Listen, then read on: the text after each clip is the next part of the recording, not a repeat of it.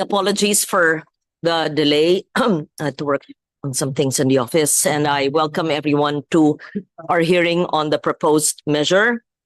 May I read the opening statement? Distinguished resource persons, colleagues, good morning. I welcome you to the public hearing of the Committee on National Defense and Security, Peace, Unification, and Reconciliation. Times are changing. Our defense institutions must be able to keep pace. The threats we face today are no longer confined to land and sea, but now include cyber intrusions, disinformation operations, and other gray zone tactics that test our cohesion and national resolve.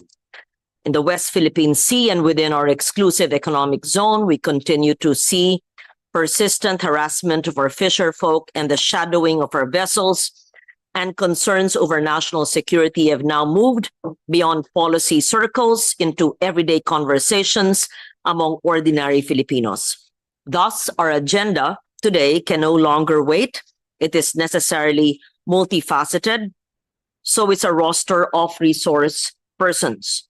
We are discussing reforms that cut across governance, procurement, personnel, budget, and long-term capability planning. We need a Department of National Defense that can respond to the future with a professional civilian capability, the legal authority, and the funding tools to do its job well. We also need an armed forces of the Philippines that is not burdened by outdated planning cycles and bureaucratic constraints, but is able to adapt swiftly to rapidly evolving technologies. So first on the agenda is a D&D transformation proposal, Senate Bill 146-384-1816. These measures seek to strengthen the D&D proper so that it can better direct strategy, manage resources, coordinate across domains, including building specialized cyber capabilities and professionalizing the defense bureaucracy. Second is strengthening the implementation of the revised AFP Modernization Program, Senate Bill 1845, Resolution 161. These measures focus on making modernization more consistent, capability-driven, responsive to evolving threats, while strengthening oversight so that plans translate into delivered capabilities. Third is Senate Bill 1719, the Philippine Veterans Month Act, to institutionalize meaningful remembrance and improve access to services and benefits for our veterans and their families. So we look forward to a candid, innovative, practical inputs of these measures, and our duty today must be approached with precision. Strengthen the D&D, modernize the AFP, honor those who served, so we can better secure our nation. I am also told in a text message last night and this morning that Secretary Teodoro will not be able to join us. And of course, I understand because I think he had a flight. It was a helicopter flight, I think, not an... and he was due to go to Pangasinan, if I'm not mistaken. Who is representing Secretary Teodoro? It's Undersecretary Mison, yes. He also mentioned another Undersecretary. So it's you. Yes, Secretary Mison. Yes. Okay. Thank you. May I ask the committee secretary to read into the record everyone who is present here today for the three batches of measures. Thank you. Good morning, Madam Chair, and thank you.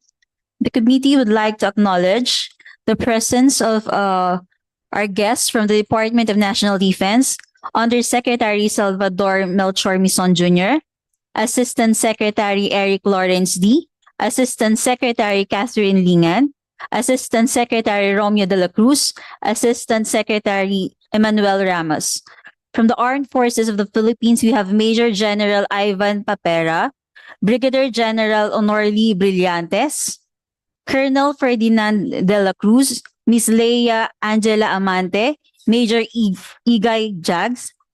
We have also from the Department of Budget and Management, Ms. Gian Cabatanya. From the Department of Foreign Affairs, we have Assistant Secretary Edgar Badajos, Undersecretary Antonio Habulan, From the Commission on Higher Education, we have Mr. Arnold Ancheta, Attorney Cyril Austria. From the Department of Finance, we have Attorney Jason Raposas, Ms. Maria Burley Amoral, Attorney Alan Leo Paran. From the Government Procurement Policy Board, we have Ms. Annie Almuhela. From the Government Service Insurance System, we have Attorney Jovan Lin Quikoy Marin. From the National Security Council, we have Attorney Camille Angelica Gonzalez. From the National Intelligence Coordinating Agency, we have Director General Ricardo De Leon and Attorney Cherry Tamang. From Department of Trade and Industry, we have Attorney Jomelyn Sara Sacramento, Ms. Vida Flor Magbual. From the Basis Conversion and Development Authority, we have Attorney Diana Joyce Basco Galera, Ms. Heda Rulona, and Attorney Amiel John Dris. From the Office of the Solicitor General, we have Associate Solicitor General Gilbert Medrano. From the AFP Education Training and Doctrine Command, we have Brigadier General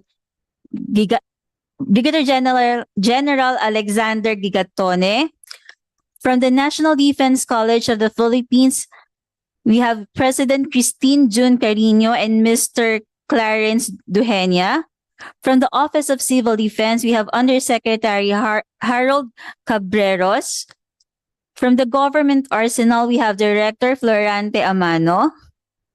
From the Philippine Veterans Affairs Office, we have Assistant Secretary Restituto Aguilar. From the Bureau of the Treasury, we have Attorney Jericho Cadorna. From the Department of Health, we have Dr. Ana Marie Salina Garfin, Dr. Adriano Subaan, and Ms. Maria Cristina Raimundo. From the Department of Education, we have Ms. Leia Apaw. From the Bangko Sentral ng Pilipinas, we have Mr. Roberto Quintos. That will be all, Madam Chair. Just so that it's clear, for the D&D Transformation Act, what are the salient features? We tackle this first.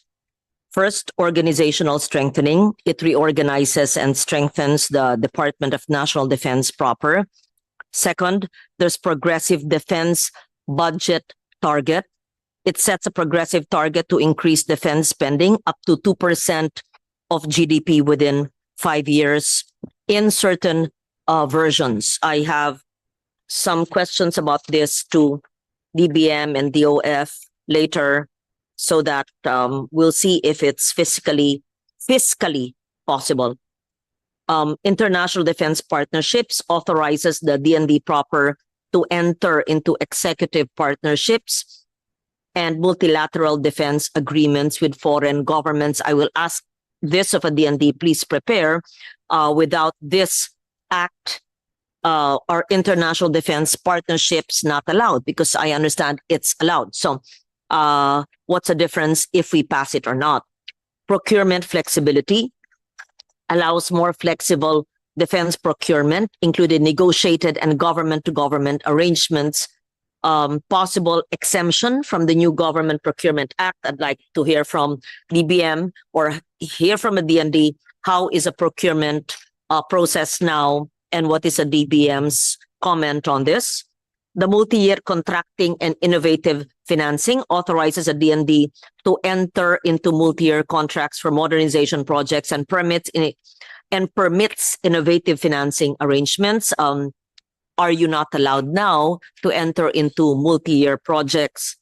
And the cyber workforce institutionalization creates a specialized cyber workforce with a D&D proper. Don't we have a cyber division in the D&D and in the AFP? And it says here, possible exemption from standard civil service rules. I'm not sure if we have the Civil Service Commission, but we'd like to hear from them as well. Then we have research and development framework. It strengthens defense research and development and ensures intellectual property redounds to the state. Maybe we could also ask the Intellectual Property Office, the IPO, to give their thoughts on this. Then oversight and accountability mechanisms enhances oversight, monitoring, and reporting requirements for defense programs. So let me just start with first the target of 2% of GDP target. But before that, I named at least 9 salient features. I'd like to hear from the DND your opening statement and your comments on the proposed measure. Aside from the DND, I'd like to hear from the other government agencies. Thank you. Yes, hear from Undersecretary Mison representing Secretary Chidoro. Thank you. Yes, good morning, Your Honor. Foremost, we wish to convey the apologies of the Secretary for not being able to attend today's hearing due to an urgent matter. Nonetheless, yes, there's designated senior officials of the department to attend on his behalf to answer Your Honor's queries and provide the necessary clarifications. The department also extends its gratitude to the Honorable Chairman for giving us the opportunity to share our positions on much needed priority measures. We will be answering your queries as in the order that you have presented. To start with on the organization, ma'am. Please proceed. Yes. Good morning, everyone. Good morning, Your Honor. It's an honor to be here. The organization of the department is being envisioned to be expanded and enhanced to ensure that its ability to answer threats, current and forthcoming, makes the organization able to do that. As a matter of fact, over the years, the department has been one of the smallest organically, DND proper in particular, and this has limited its capacity essentially to ensure the effective and efficient delivery of services to its clientele, which includes the military and their families, the bureaus, and also the adjacent clients of our bureaus. So for us to be able to undertake that, we saw the necessity to ensure that there is an expansion, enhancement of the department, and also creating and establishing offices that we're not there in the first place. So this department is hopefully able to come up with an institution that will allow it to have a future-proof agency that will strengthen its clientele capabilities in addressing issues of the AFP and its bureaus, ma'am. Thank you. Can you give us more details on the assets managed, the authorized plantilla positions, the field positions as of December 2025, and the total workforce of the DND?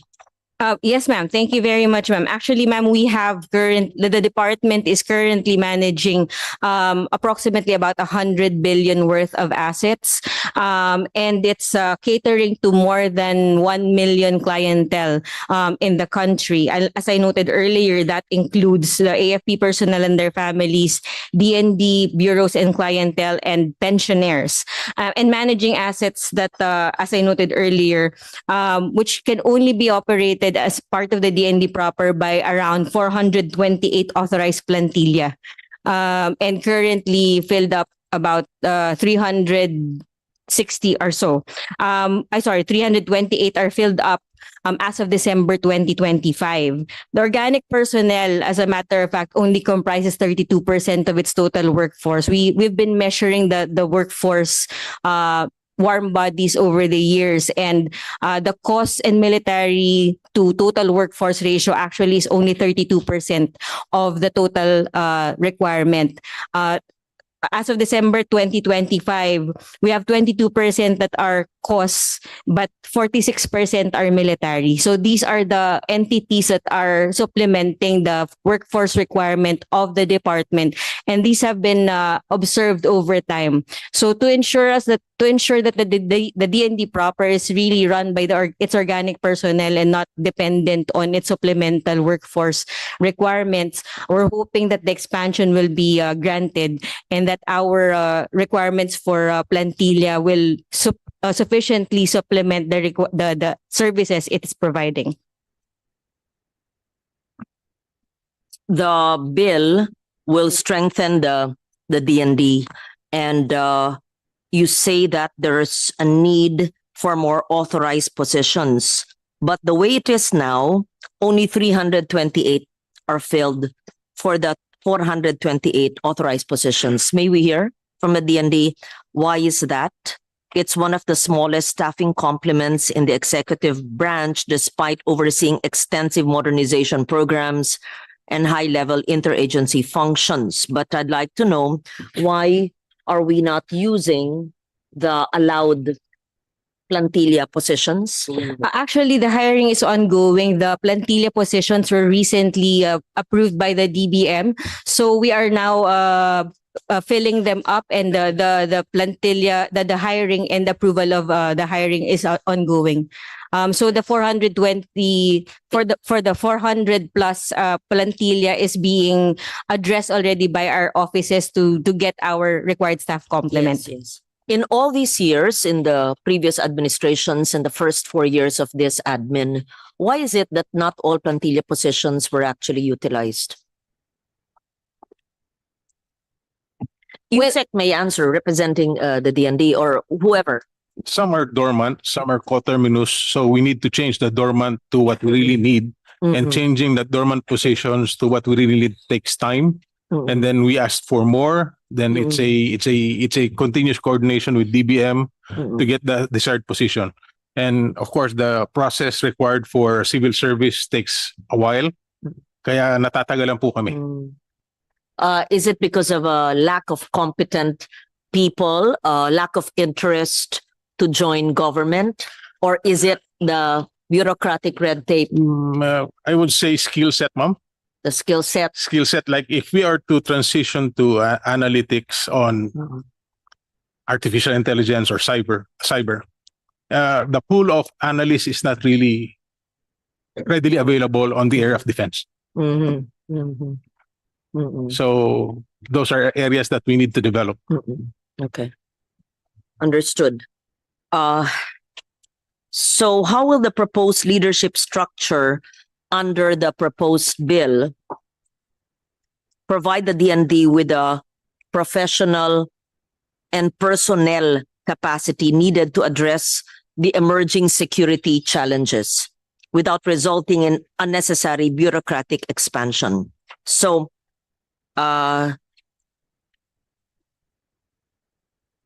there's additional, what is it? The bill says 8 undersecretaries, 11 assistant secretaries. How many USECs do we have now, and how many ASECs? And how will the number of ASECs and USECs reflect on the professional capacity? Is it a matter of number of these high officials? How do we ensure that they're equipped with the know-how? Ma'am, the USECs and the ASICs are just for the span of control for the for the secretary, because it's the requirements of the department is expanding. What we really need right now is the special skills. Example, cyber, ma'am. The one skilled in cyber, baka hindi papasa sa civil service rules because they are really different. Hindi namin pwedeng pagwardyahan niya or give them admin skills. They're awake at night. They have a different attitude. So we really need these people to be exempted from civil service processes. If we want to get them, we want to get good hackers. Hindi po papasa sa civil service yun. But we need their skills. Hackathon in the US, we have a Filipino who graduated from a community college from the United States who placed second. And yet, I don't think it will pass civil service rules here in the Philippines. So you're saying that the civil service requirement must be, You want to be flexible on that. you want to be flexible on that. Yes, Is that contained in the bill? uh, That there's no necessity for a civil service eligibility? Yes. Mhm. We've included, ma'am, in that provision in That's in our bill. proposed bill, right? Okay. So, DBM, are you represented here? Yes, Madam Chair. Good morning po.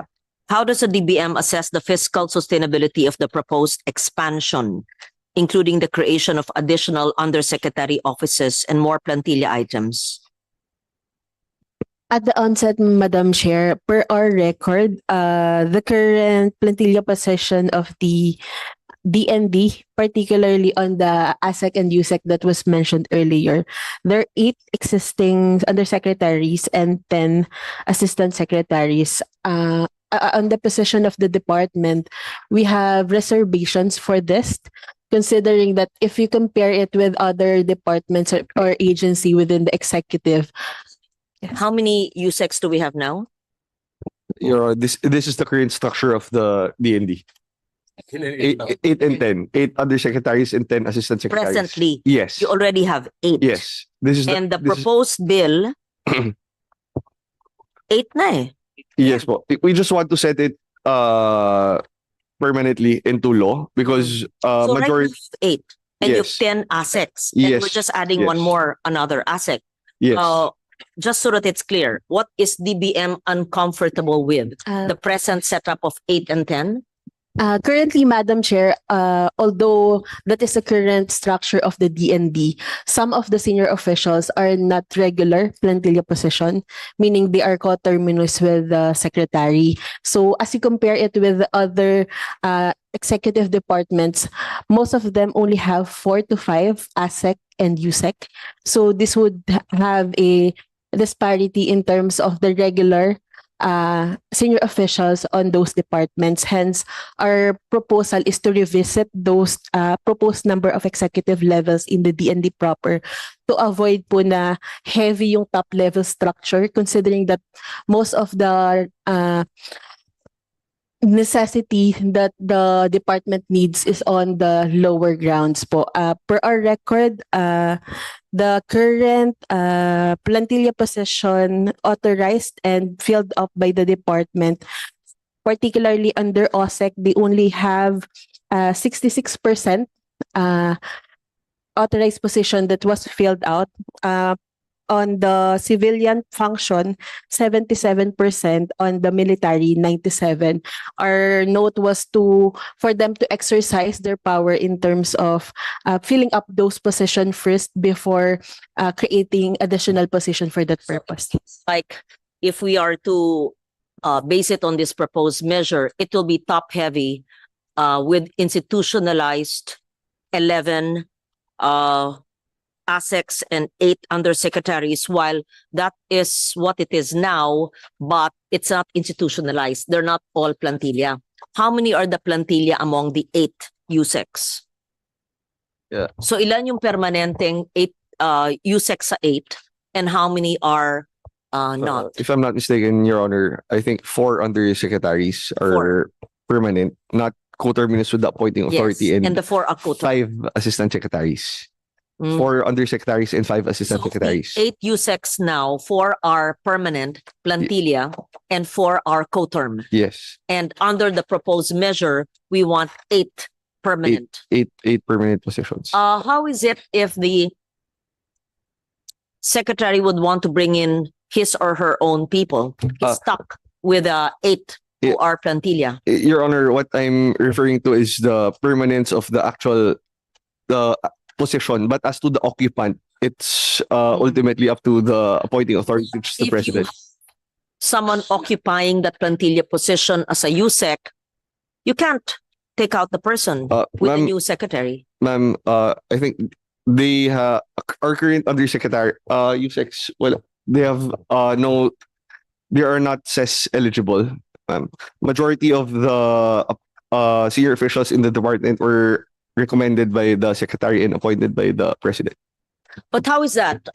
If we have 8 undersecretaries, and we do have that now, and if the position under the measure is institutionalized, okay, plantilla sila, after 6 years, pag bago ang secretary, you can't change them because they already occupy the USEC position. Ma'am, they are not career officials, ma'am. They're not career They are officials. not career officials. So, they will be USECs, and the USECs sa plantilla position, but they're coterm. Yes, ma'am. So what's the difference? What we are after, ma'am, is institutionalizing these positions. Let's say Office of the Undersecretary for X, Office of the Undersecretary for Y. Is But it not the way now? It's not the way it is now, How ma'am. is it now? What are the 8 undersecretaries? I want to understand. It's the Undersecretary of National Defense, Hmm. which is the senior undersecretary, and That's then Yusek Mison. that's Yusek Espino. Hmm. Espino. And then Undersecretary for Defense Affairs, that's Yusek De Leon. Undersecretary for Strategic Assessment and Planning, Undersecretary for Acquisition and Resource Management, that's Yusek Mison. Then we have Undersecretary for Civilian and Veterans and Reserve Affairs, an Undersecretary for Information System and Cybersecurity, an Undersecretary for Administration, and an Undersecretary for Defense Technology Research and Industry Development. And those positions are USEC positions with those coverage of the tasking, the scope. Ilan yan? 8 na yan. Yung coverage po ng tasking nila, ma'am, it's a mere designation by the secretary. It's a mere designation by the secretary. So It can change. it can change depending on po, the secretary. depending on the secretary. Like, say for example, ma'am, the previous secretary, if I'm not Secretary Galvez, wala pong Undersecretary for Information System and Cybersecurity. Yeah, as well as Undersecretary for Administration. Okay. The 8 USECs and their mandate were only created under Sec Chodoro. Yes. And before this, there were certain USECs who were not part of the organization, or at least the scope was not covered, Yes, ma'am. such as Cyber administration and how can there not be a USEC for admin? Admin is basic in any organization. exactly, ma'am. Oh, and then cyber, wala naman cyber dito. Undersecretary for Information System and System and Cybersecurity. cyber. Yes. There was no cybersecurity and information system USEC. Previously, ma'am, it was only a director. So you want to elevate it to USEC level. Yes, ma'am. So you're saying that these undersecretaries must be institutionalized but occupied by personnel, qualified persons who can be brought in by the secretary but not necessarily plantilla position. Yes, ma'am. Plantilla yung tao. Yes, ma'am. Mm. I just wanted to clarify. Is this in the draft bill? Ganitong kadetalya? This 8? Hindi naman. Hindi po, ma'am. As much as we want to have 8 undersecretaries, ma'am, we recognize that it ultimately depends on the direction that the secretary ultimately, ma'am, it will still depend on kung ano po yung magiging direksyon ng secretary. Oh, So, yung designation po, maaari po magbago. What we're just after is for any secretary to have at least 8 undersecretaries. and the way it is now, only 4 are authorized. Yes, ma'am. Plantilla. Yes po. And the 4 others, how do you call them? The 4 others, ma'am, or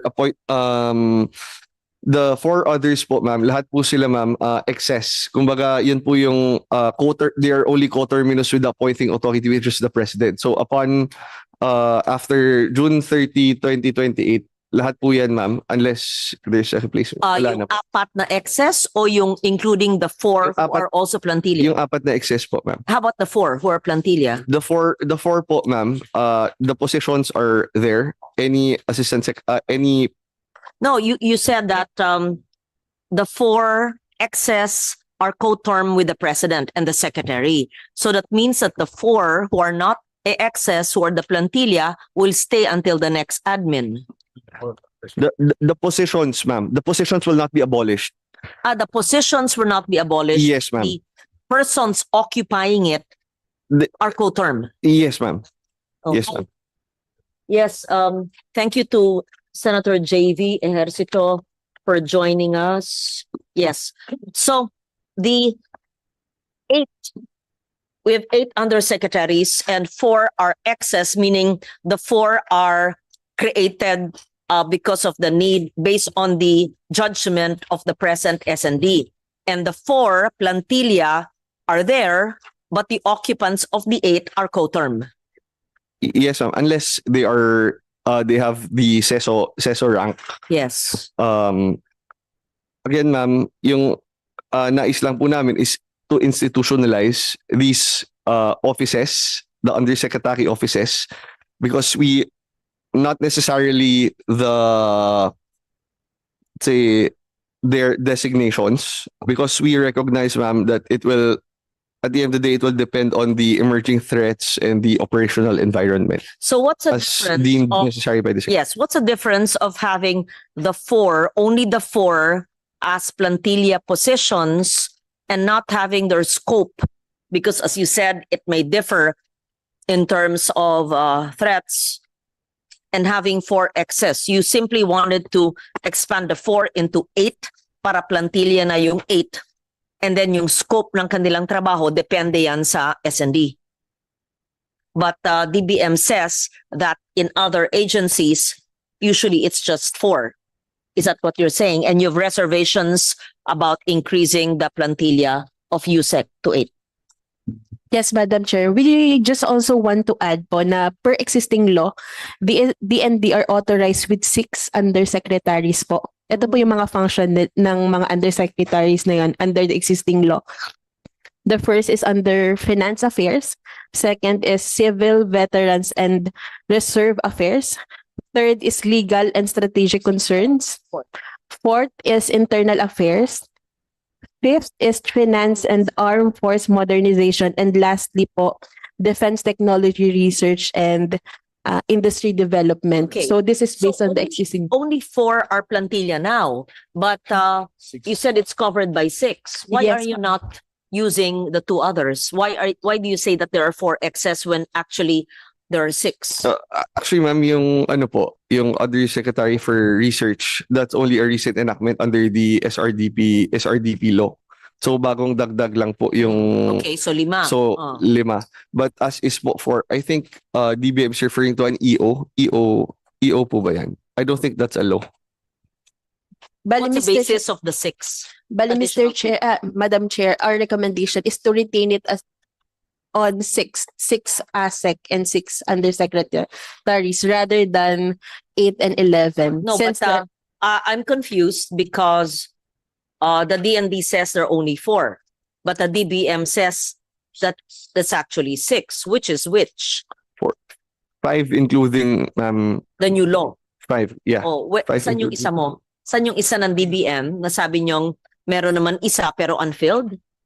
You mean there's an authorized plantilla position of a USEC that DBM knows that DND is not aware of? What is the basis of your 6? Yung pang-anim. I'm just checking right now, Madam Chair, with our technical staff, but per their information, all those items were created. The 6. No, what is the 6? That's why. So the 4 are acknowledged. 4, according to DND, are excess. 1 is based on a new law. Okay, how about 1? The additional 1. What is it based on? You said based on law. Can you please cite the law? That's an EO. I think that's an EO po, which we no longer subscribe. So you must correct your statement if it's not accurate, so that we know. We'll get back to you, Madam Chair. On Okay. this. For the meantime, we take note that there's only 4. There's 1 because of a new law, and the proposed measure suggests 11, but there is 8, Eight. ma'am. 8. 8. So 3 more we see, but DBM is not supportive of this. And DBM within the hearing today must tell us the basis for the 6th plantilla, which DND is not aware of. But before that, I yield to an opening statement by Senator JD. We're just starting with DND transformation bill. Yes, Madam Chair. Good morning. Anyway, I'm just listening regarding the first measure that is being taken up right now. But I'm here, of course, as one of the authors of the next news with regards to the AFP modernization, which we have been very supportive here in the Senate the past few years, no? And I think the AFP leadership knows that. So, Madam Chair, I just reserve my questions later as we tackle the AFP modernization. Thank you, Senator JV. So we'll get back to DBM.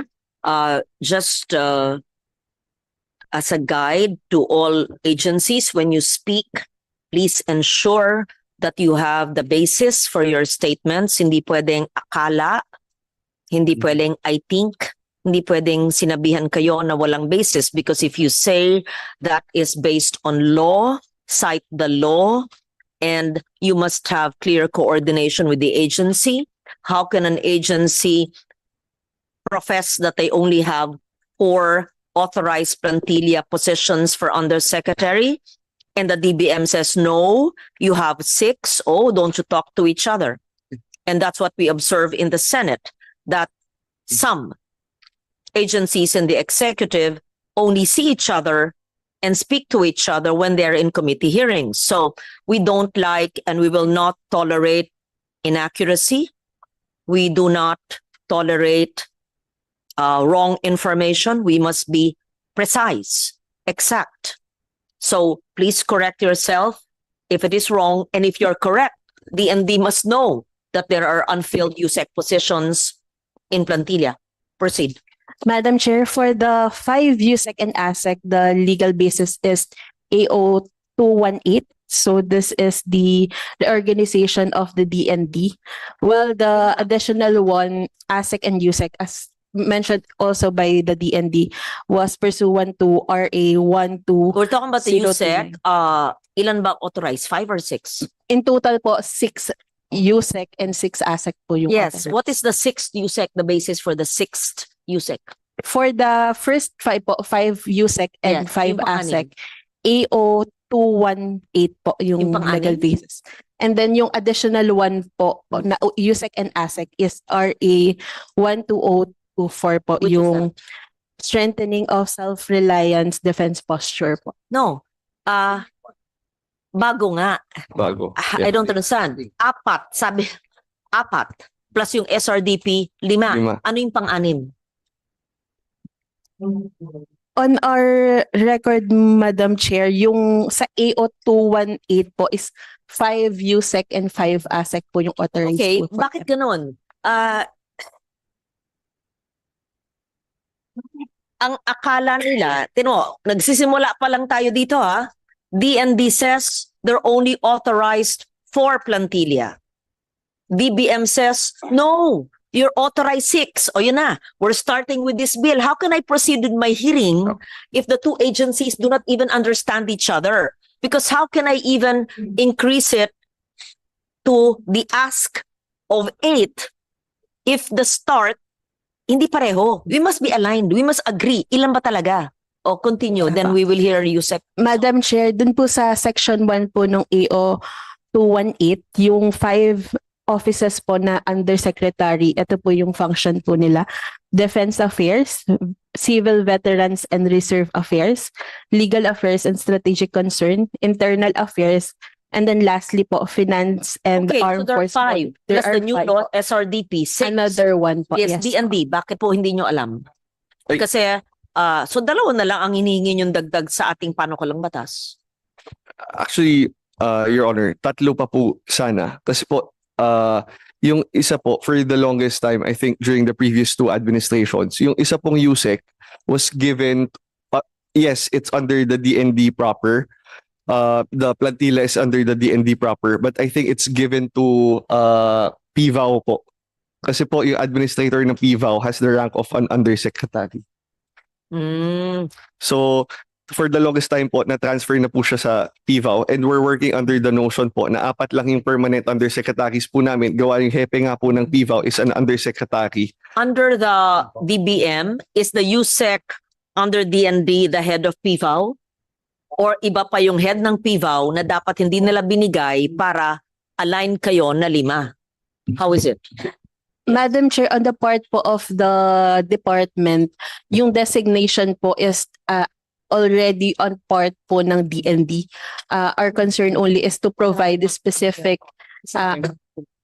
Masarap.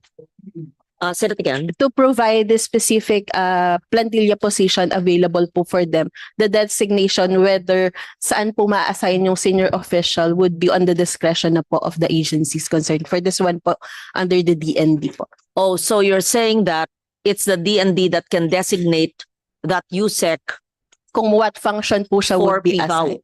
Yes po. Or yung kung ano po yung authorized for them po. They shared it with PIVAW.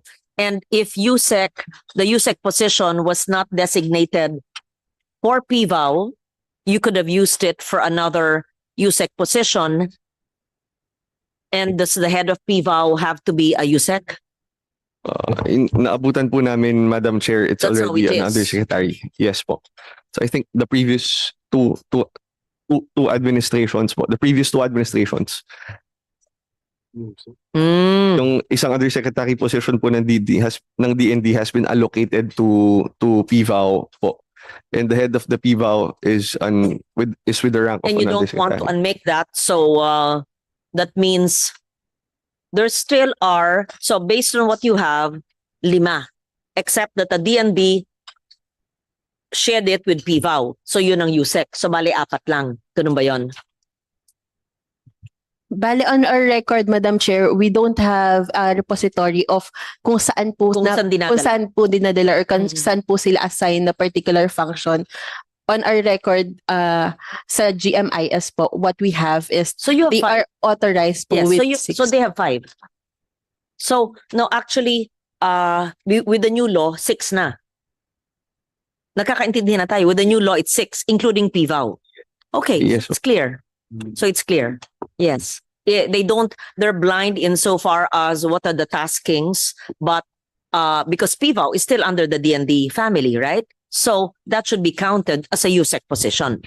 And so the ask of DND now in the proposed measure is karagdagan 2 pa. 2 na lang. Kasi earlier, tingnan mo how it evolves. Earlier, sabi nyo 4 lang. Tapos kinorek kayo ng DBM, 6. O, may 2 pa rin yun. So kung 4, tas gagawin 4 pa, kasi 8 ang bill, parang ang laki ng dagdag. But actually, nung sinuri natin, nakita natin hindi lang pala 4. May 5 pala kasi ang PIVAW binigay natin. May 6 pala kasi may bagong batas. So, SRDP. So, 2 na lang dinadagdag. Yan na lang ang aaralin ng DBM kung kaya ba nila 2 more. Diba? Hindi mukhang 4 lang ngayon. Ang dagdag sa bill, 4. Laki, doble. Hindi, 2 lang. Ma'am, as is po, we're operating with 4. We are currently operating with an additional Because 4. of a new law, An additional 4, ma'am. So no. we have a total of 8 right now. No. You're operating on 4 because the 5th is the PIVAW, USEC. And because you've not filled in the USEC based on the new law. Madam Chair, what I'm saying is the DND is currently operating with 8 undersecretaries. Yes, but the 4 excess. 4 excess po. 4 plantilla and 4 excess, yes. And then Correct. the 5th, after the 4 na plantilla is the PIVAW. Yes. And the 6 would be the SRDP new law. So you already have 6 plantilla. Yeah. Yes. Yes, please. Correct? Hi. Okay. Tama ba? Correct po. Yeah. So, 6. 6 ang plantilla. Ang hinihingi nyo lang, 2 dagdag. Madam Chair, Ay. I-clarify mo lang. Yeah. Oo, kasi dapat alam mo, simula pa lang tayo Mathematics lang to, pang grade 5. 6. Yes. 6. Yes, ma'am. Yes, ma'am. Okay, simplehan yan. We recognize Senator Dante Marcoleta. 8 ang hinihingi nyong plantilla sa panukalang batas. Sabi nyo kanina, 4 lang. Tinanong natin, hindi pala 4, meron palang pang 5. Pero binigay niya sa PIVAW. Sa ilalim naman ng DND kasama ang PIVAW. At meron palang bagong batas, SRDP. So 6. 2 na lang ang ask. So tatanong natin sa DBM, kaya ba nyo? Tama. O yun, kailangan accurate tayo. Kailangan kakaintindihan. Tama. Huwag kayong oo lang, baka mali ako I want to be told I'm wrong. So ganun mag-assess ng Tama ba, DBM? On the Sige. part of the DBM po, our final recommendation is retain na lang po dun sa 6 and 6. Since sa yung SRDP po, kaka-implement pa lang po niya. So, we are yet to assess yung capacity of the Okay. unit itself. Okay. So it's not for excess. Because of the new law, meron ng isa galing sa bagong batas. At yung sa PVAW, plantilla din yon. Bago sa dalawang administrasyon na ang PVAW ay USEC, what was the head of PVAW considered? USEC already? USEC level?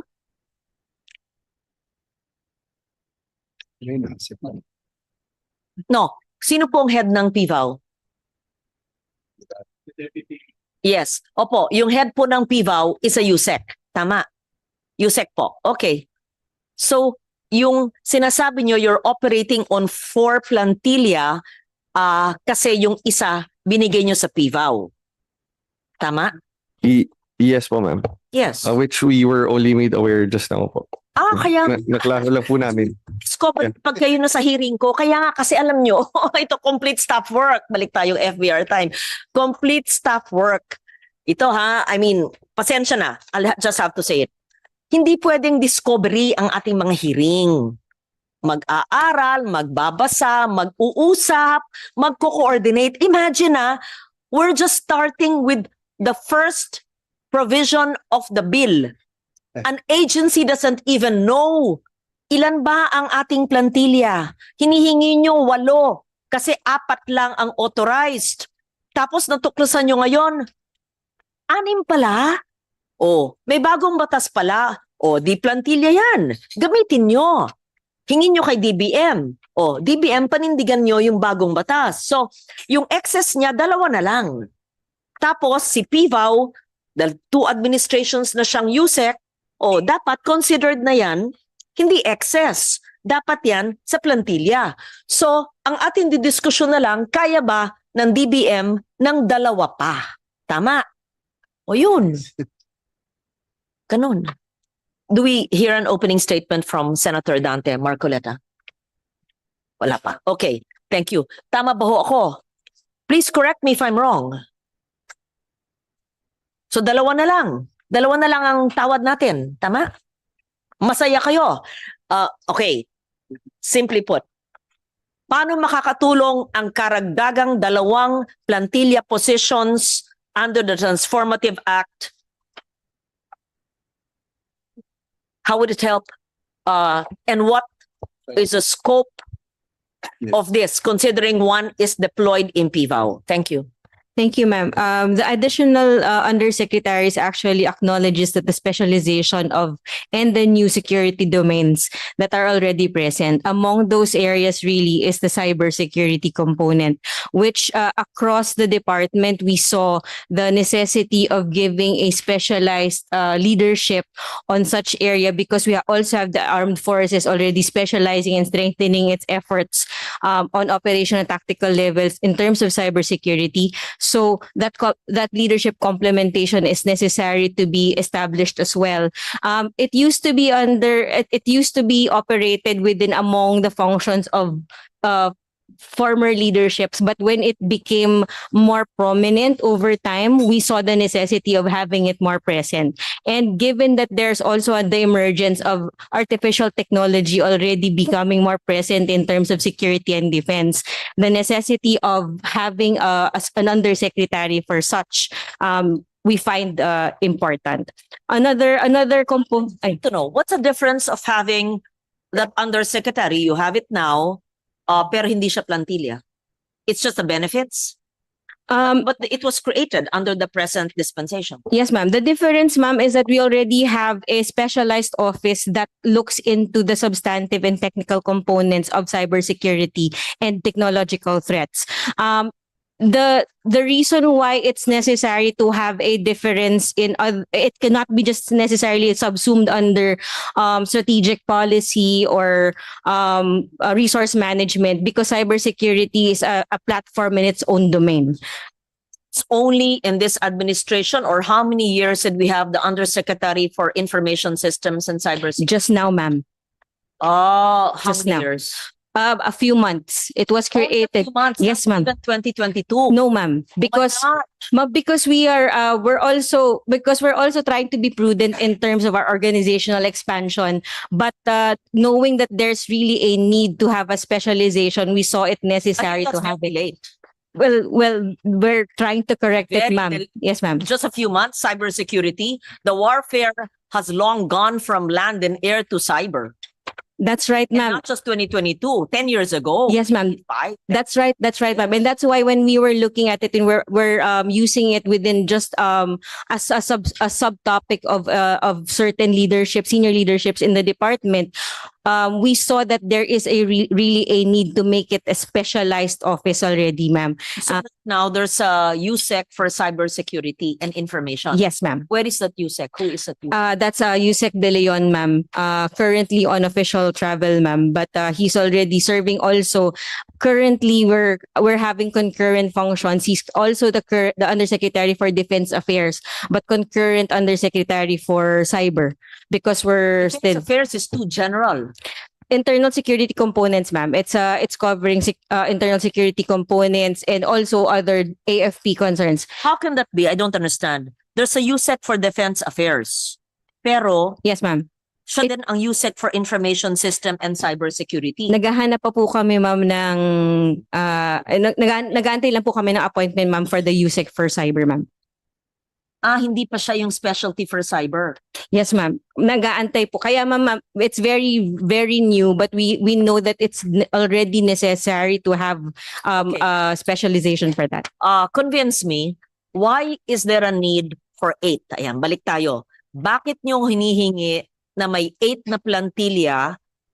Is this because, but you're saying that the scope or the coverage of the tasks are not, are left, it's blank, depending on the S&D. I may give you 8 now, I may pass it into law. What if in 2028, the next S&D will not care about cyber or information systems and you have 8, but no, because we are not naming the scope or coverage of that USEC, then walang cyber. It will go back to not protecting ourselves insofar as cybersecurity is concerned. Yes, ma'am. The reason why, well, the current Undersecretary roster now covers Defense Affairs, which is Undersecretary for National Defense, which is the number 2 of the Secretary. The Defense Affairs looks into the AFP component, the operational component of the armed forces, and all other operational activities of the defense. The strategic assessment and planning is focused on strategy and policy, which is also very heavy in terms of defense. Acquisition resource management, side by side with strategy, capability building is a huge component of the Defense Department. You also have the Civil Veteran and Reserve Affairs because a component of The civil veterans and reserve affairs, yun na yung PIVAW? No, Iba it's pa? different, ma'am. Different. Mm. And then the information system and cybersecurity, as noted earlier, specializes in Ito yung newly created. yes, ma'am. And then also newly created is the Defense Technology Research and Industry Development for SRDP. This is created by law. And the USEC for Administration is looking at all the enabling components of the Defense Department. So that includes human resource. So if you gave one USEC position to PIVAW, this is 8 without the PIVAW. Paano nangyari na 8 kayo pero wala naman dito yung PIVAW? Ano, pang 9? Yes, ma'am. Technically, ma'am, the PIVAW is 9. If to account, that's the reason why if you made the good ASEC was discussing that we're only operating with 4 because there is all the PIVAW also operates distinct and different. Although it's part of the defense family, it also operates different and distinct to the department proper. So you actually have 9 USECs. Yes, sir. Yes, ma'am. On with paper. PIVAW. Yes, ma'am. But the others are not filled. No, but because right now the defense It's all- affairs and cyber, it's just one person. Yes, ma'am. We are just awaiting for appointment. We're hoping that we get. How many warm bodies do you have? USEC We have 8, ma'am. 8 because defense and cyber are one. Yes, person. ma'am. Until that one person comes sa cyber, magiging 9. Yes, ma'am. But the ask in the proposed bill is 8. Yes, ma'am. including PVAU. So short na naman kayo. The PVAU, ma'am, to be honest, ma'am, is not accounted on the 8 because as I noted earlier, because PVAU is operating distinct and separate from DND proper, the operations, the 8 will cover the actual operations of DND So, proper. Okay, so you're asking for 9.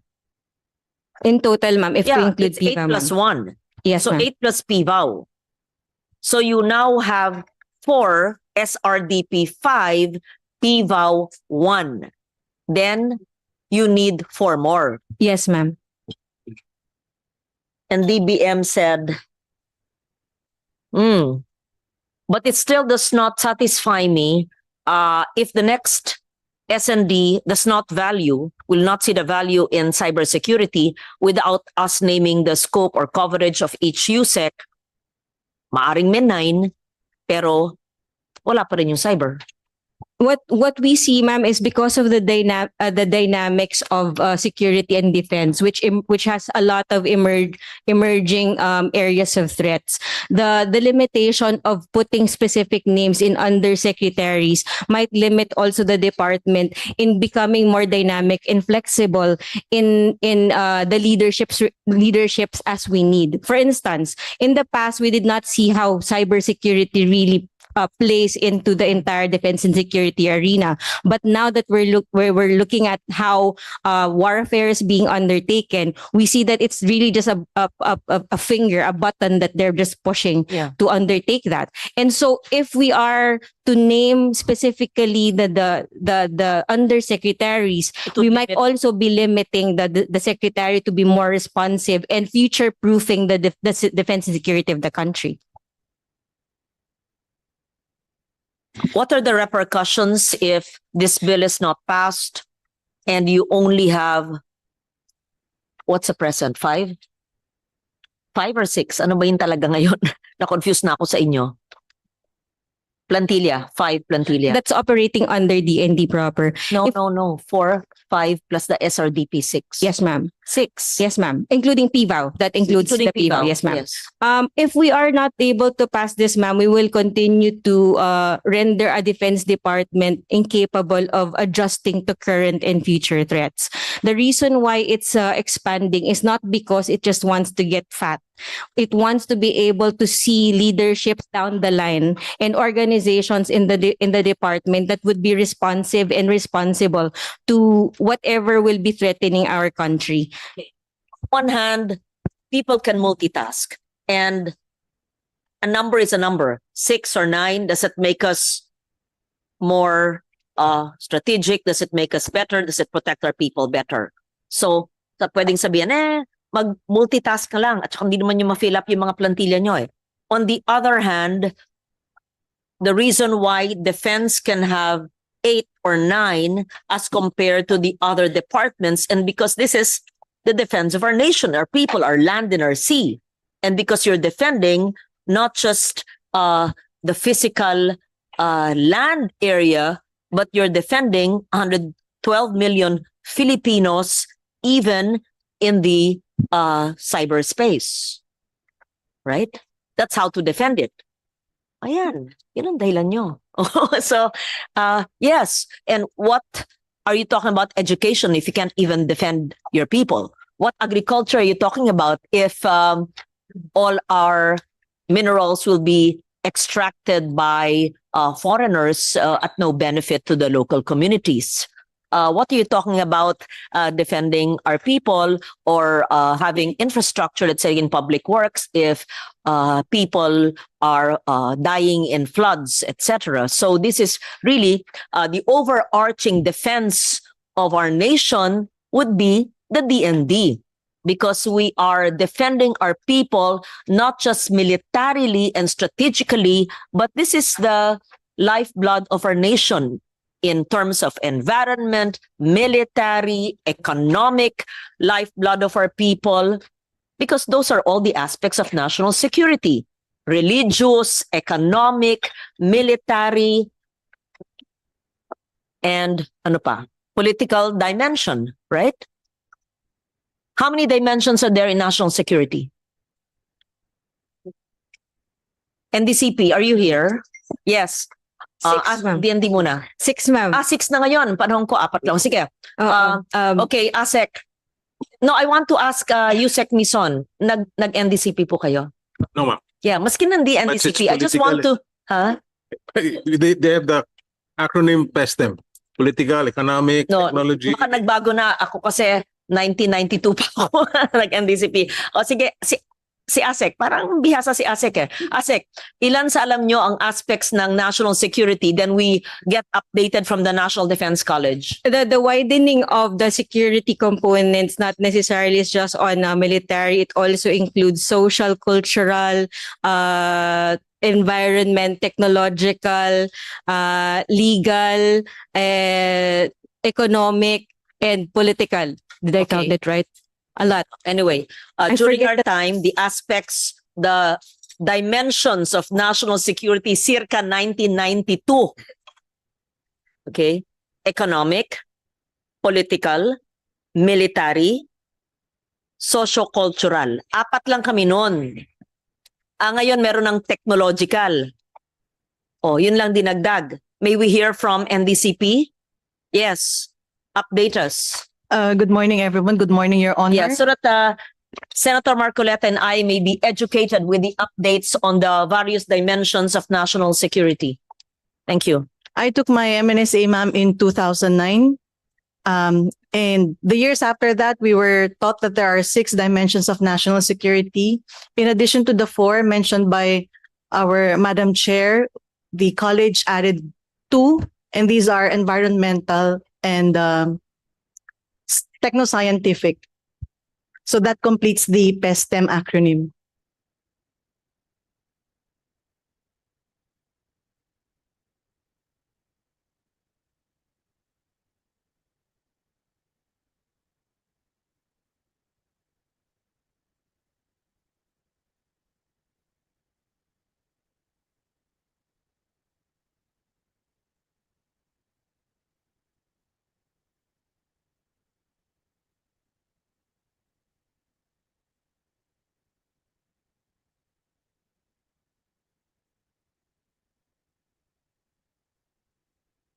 Please proceed. Pakiulit po, we were having a short discussion.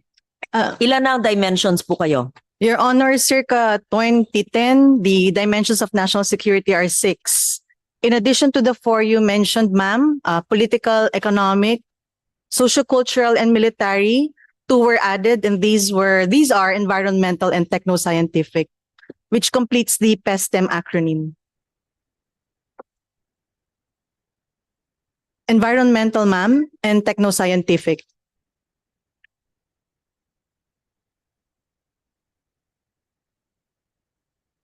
Sociocultural, ma'am. Thank you for that. Be ready, NDCP, to give us a briefing on 101, all the dimensions of national security based on the 6. Prepare a PowerPoint for us. I want to be re-educated and updated. With pleasure, ma'am. Sino po ang presidente ng NDCP ngayon? I am the president of the college, You're the ma'am. president. Director Christine Carino, ma'am. Okay, hindi ko nakita. You're the president of NDCP now? Yes, ma'am. The first female president? The second one after 2 decades, ma'am. Oh, really? First one was Dr. Clarita Carlos, ma'am, Si in Claire, anong year si 1999. Claire naging presidente?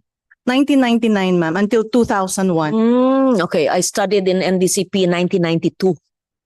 Yes, I was 32 years old. Anyway, I yield to Senator Dante Marcoleta. He has questions about another bill that's being taken up, which is part of this cluster we are currently discussing. Thank you. Thank you very much, Madam Chair. I thought that I need to bring this up considering that it is subsumed in the entire discussion of the military plantilla. Kasi it's good that the National Defense College of the Philippines is here. I am interested in one section of this bill, Senate Bill number 146, in Chapter 4, it includes Section 42, which is about organization, mission, and function.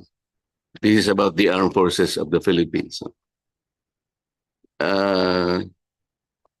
In our last meeting at the Commission on Appointments, there came up a topic about Command and General Staff Course. Parang yung mga PMAers yata are required to undergo a course called Command and General Staff Course. It was mentioned very briefly in that Commission on Appointments hearing where we were about to confirm 34 members of the Armed Forces of the Philippines. Doon kasi lumilitaw, Senator Ping mentioned a certain personality by the name of Tomas Cloma. And he asked the representative of the 34 members of the AFE or were about to be confirmed whether he knew about Tomas Cloma. So sa kanilang exchange, Madam Chair, it was pointed out that Tomas Cloma was the one who discovered the Spratlys. Research niya. I knew Mr. Cloma and I interviewed him as a young journalist. His granddaughter is Rizabel Cloma, who was a journalist also. I will have it researched. When in the 80s or 90s, I interviewed Tomas Cloma, who discovered the Spratly Islands. I will probably quote from the transcript of that committee hearing, Madam Chair, which is attributed to Senator Lacson about Tomas Cloma. And I quote this. During the Commission on Appointments hearing for the confirmation of ad interim appointments of members of the Armed Forces of the Philippines, last 4 February 2026, a colleague noted that lawyer and adventurer Tomas Cloma discovered the Spratly Islands and occupied them as under res nullius. Whoever discovers and occupies the land is recognized as the owner. Cloma turned over the ownership of the land to the Philippine government. Is this the course adopted, Madam? Yun ba yung pagkakaalam natin that Tomas Cloma was the one who discovered the Spratly Islands?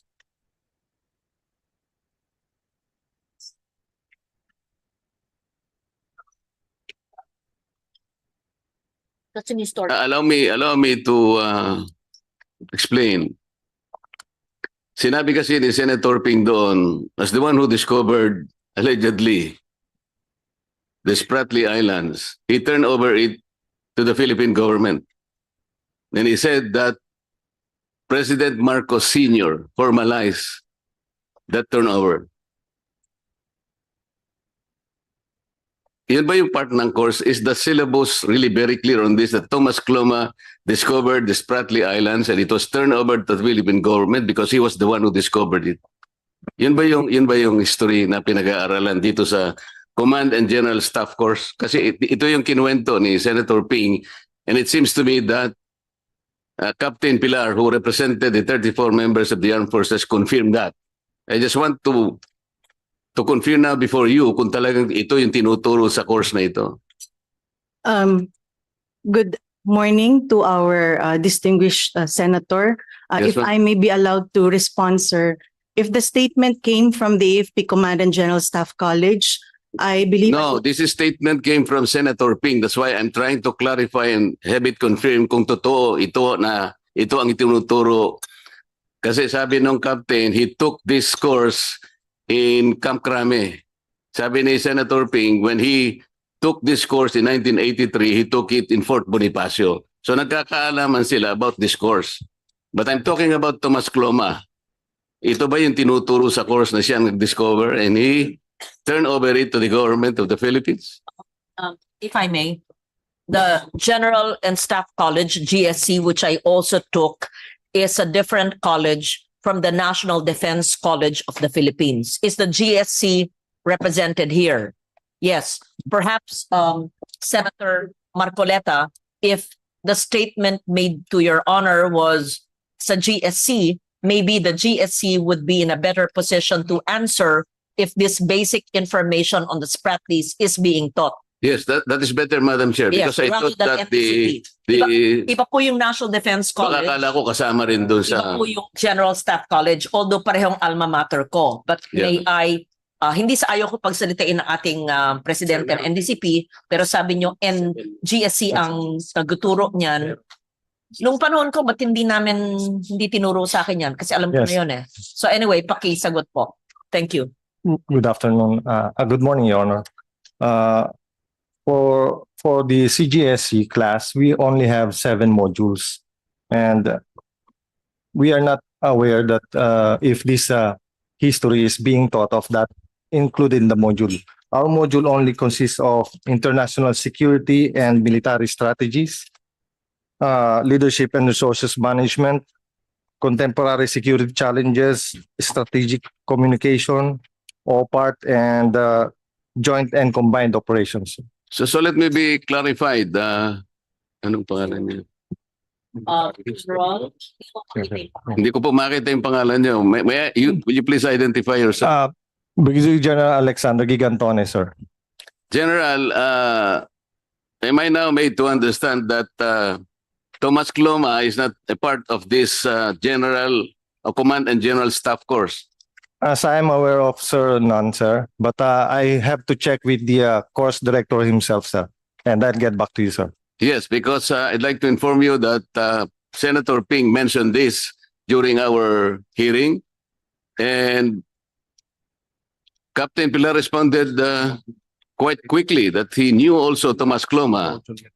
At hindi siya, kinonfirm niya yung sinasabi ni Senator Lacson because he did not object to the narratives that was fed to us. Sinabi niya, Thomas Cloma is the one who discovered Spratly Islands. And as the discoverer, he owns it. So dinonate niya sa Pilipinas, and this was formalized by President Marcos Sr. As a matter of fact, sabi niya, this was also formalized by the arbitral ruling. He was referring to the 2012 arbitration in the South China Sea arbitration. Yes, sir. So wala ito sa course ninyo? We don't have military history module in our CGSE. Bakit kaya niya sinabi na, did you take up your Command General Staff course at Port Bonifacio? Sabi niya. Sabi naman ni Captain Pilar, no sir, I took it at at Camp Crame. So parang nagkakaalaman sila na meron talagang Command and General Staff course. And do you know kanya Thomas Cloma? Yes sir. Doon niya in-introduce na si Thomas Cloma is the one who discovered Spratly Islands. So Sir, walang course na ganito. Wala po, Your Honor. As of now, Your Honor. Probably in the past there's a military history, but I can only I'm surmise. very interested in this because it should be corrected kung talagang nandun si Thomas Cloma. It should not be distorted. Thomas Cloma is a seafarer, he's not a discoverer. In 1956, he proclaimed a freedom land. It's like a notice of claim. That was in 1956. And several countries objected to that. United Kingdom, the United States, Australia, Japan, China, and the Philippines. That is the history. Alam niyo kung bakit nag-object ang mga countries na ito? Because at that time, in 1956, Spratly Islands is not considered terra nullius. Meaning, hindi siya undiscovered, hindi siya unoccupied. As a matter of fact, in 1897, Great Britain already notified the world by issuing a notice of claim. After that, when that claim was abandoned, France took over. Until in 1933, Japan served a notice of claim copy furnishing the United States of America. We were then a colony of America. That was in 1933. And Japan called the Spratly Islands Sinangunto. Tayo tinawag nating Kalayaan Island Group. I'm trying to emphasize this, General. Ang dami kasing ang daming mga disinformation and misinformation Paano nilang sasabihin na somebody donated this to the government? But this is not the whole point now Alam niyo, apat na territories ng ating Spratly Islands, are already territories of the Philippines. Simply because we occupied them. Tayo nag-occupy na dito eh. And somebody is suggesting na sinasabi ko raw, I'm trying to remove the KIG from the territory of this country by presenting a spliced narrative. Ito yung mabigat dito eh. No less than a senator of the republic did this.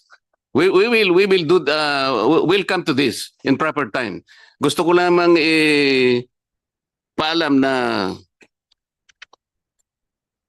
alam niyo si Tomas Cloma was mentioned in the arbitral award only in pages 250 and 251. Sinasabi ng tribunal, a certain Filipino and his associates had some activities in this Spratly, sabi niya. Yun lang, na-mention. Doon lang siya na-mention. And parang nagkataon lang na nakarating sa Ito Aba and nagkaroon lang ng konti sigurong kung ano-ano pinagagawa nila doon. That was the only time that this Tomas Cloma was mentioned in the arbitration tribunal. So baka po tinuturo sa Command and General Staff Course. Your Honor, as I said, sir, we only have modules not including the history, Your Honor. So yung pinagsasabi ni Senator Ping are all distortions. I have to find out, Your Honor. It's borne out by our TSN. May transcript po kami. Probably in the old CGSC classes in the 80s or 90s, Your Honor, there's a part of history, but I can only surmise on that, Your Honor. So sinasabi ko lang po, ako kailanman hindi ko sinabi, I'm trying to remove the KIG from the territory of this country. I never, not even a suggestion. Alam po ninyo, it was misquoted several times here. When we were meeting at the CA, I was only trying to emphasize two things. The difficulty of plotting the West Philippine Sea because of several obstacles. There are 3 articles of the UNCLOS that will be contradicted if we will encircle the West Philippine Sea with the KIG. Pero hindi ko po problema yon. Problema na ng NAMRIA kung paano natin gagawin. I hope we can help NAMRIA plot the map of the West Philippine Sea in our lifetime. Pero hindi ko kailanman sinuggest. Sinabi ko lang, napakahirap talaga kako. Alam mo, after 14 years, you may want to look back at Administrative Order number 29, which was issued by President Pinoy in 2012. At that time, he already instructed the NAMRIA and the Department of Foreign Affairs to prepare the necessary maps and charts with coordinates and submit them to the United Nations and notify all relevant international organizations, including the International Hydrographics Organization, for the purpose of plotting a West Philippine Sea map as the western side of our country. I was telling them, maybe, I just said maybe, the difficulty lies in the several obstacles that they will encounter. Kasi nga nasa high seas na lahat yun eh. I'm not talking about territory. I'm only talking about the West Philippine Sea. How we can encircle that part of the ocean, most of which is already the high seas. Kasi nagbiro lang ako. It was a hypothetical statement when I said, well, you want to give up the KIG para ma-encircle mo. But that was highly hypothetical. It was not even a suggestion. Sabi ko pa nga kung pwede lang nating ilipat sana sa EEZ natin, but you cannot do that. Only God knows. Or only God can do that. So, General, so many times I'm being misquoted by several people, including a retired justice of the Supreme Court. In due time, we will meet all them. Kasi naggawa na po ako ng resolution. I will ask the NAMRIA and ask all these people trying to paint me as the villain and they as the national hero of the Philippines. So salamat po, General, sa pagkakasabi mo. And now I am relieved na hindi pala part ng Command and General Staff Course, which was erroneously cited by Senator Ping in our discussion at the last CA hearing. Thank you. And I think you should also look into this. Kayo pala yung national, what do you call it? National Defense College of the Philippines, Your Honor. Sana po mag-coordinate kayo kay General because they are also in that course. Baka lumabas na naman si Tomas Cloma, kung ano na naman ang pagsasasabihin nila. So yun lang po yung point why I came in. I'm interested in being able to look at how our armed forces are educated. Ang gusto ko po talagang mangyari rito sa buhay natin, in our lifetime, we should be able to plant the West Philippine Sea on the western side of this country like what Vietnam did. Alam po ninyo yung ginawa ng Vietnam? Nakagawa sila ng Gulf of Tonkin. Now, titingnan po ninyo ang mapa ng South China Sea. The Gulf of Tonkin is there because it is registered in the S-23. What is S-23? What is that? S-23 is the limits of oceans and seas. It is published by International Hydrographics Organization. Naglaban sila ng China. Nanalo ang Vietnam. Now, tingnan po ninyo ang South China Sea. Meron silang Gulf of Tonkin. But what about our West Philippine Sea? Hanggang ngayon, wala. Dahil hindi ginagawa ng NAMRIA ang sinabi in 2012. Alam niyo pinalabas nila ngayon, I think nagpalabas sila. They showed them up. Last Wednesday. Tingnan po ninyo kung anong nilabas ng NAMRIA.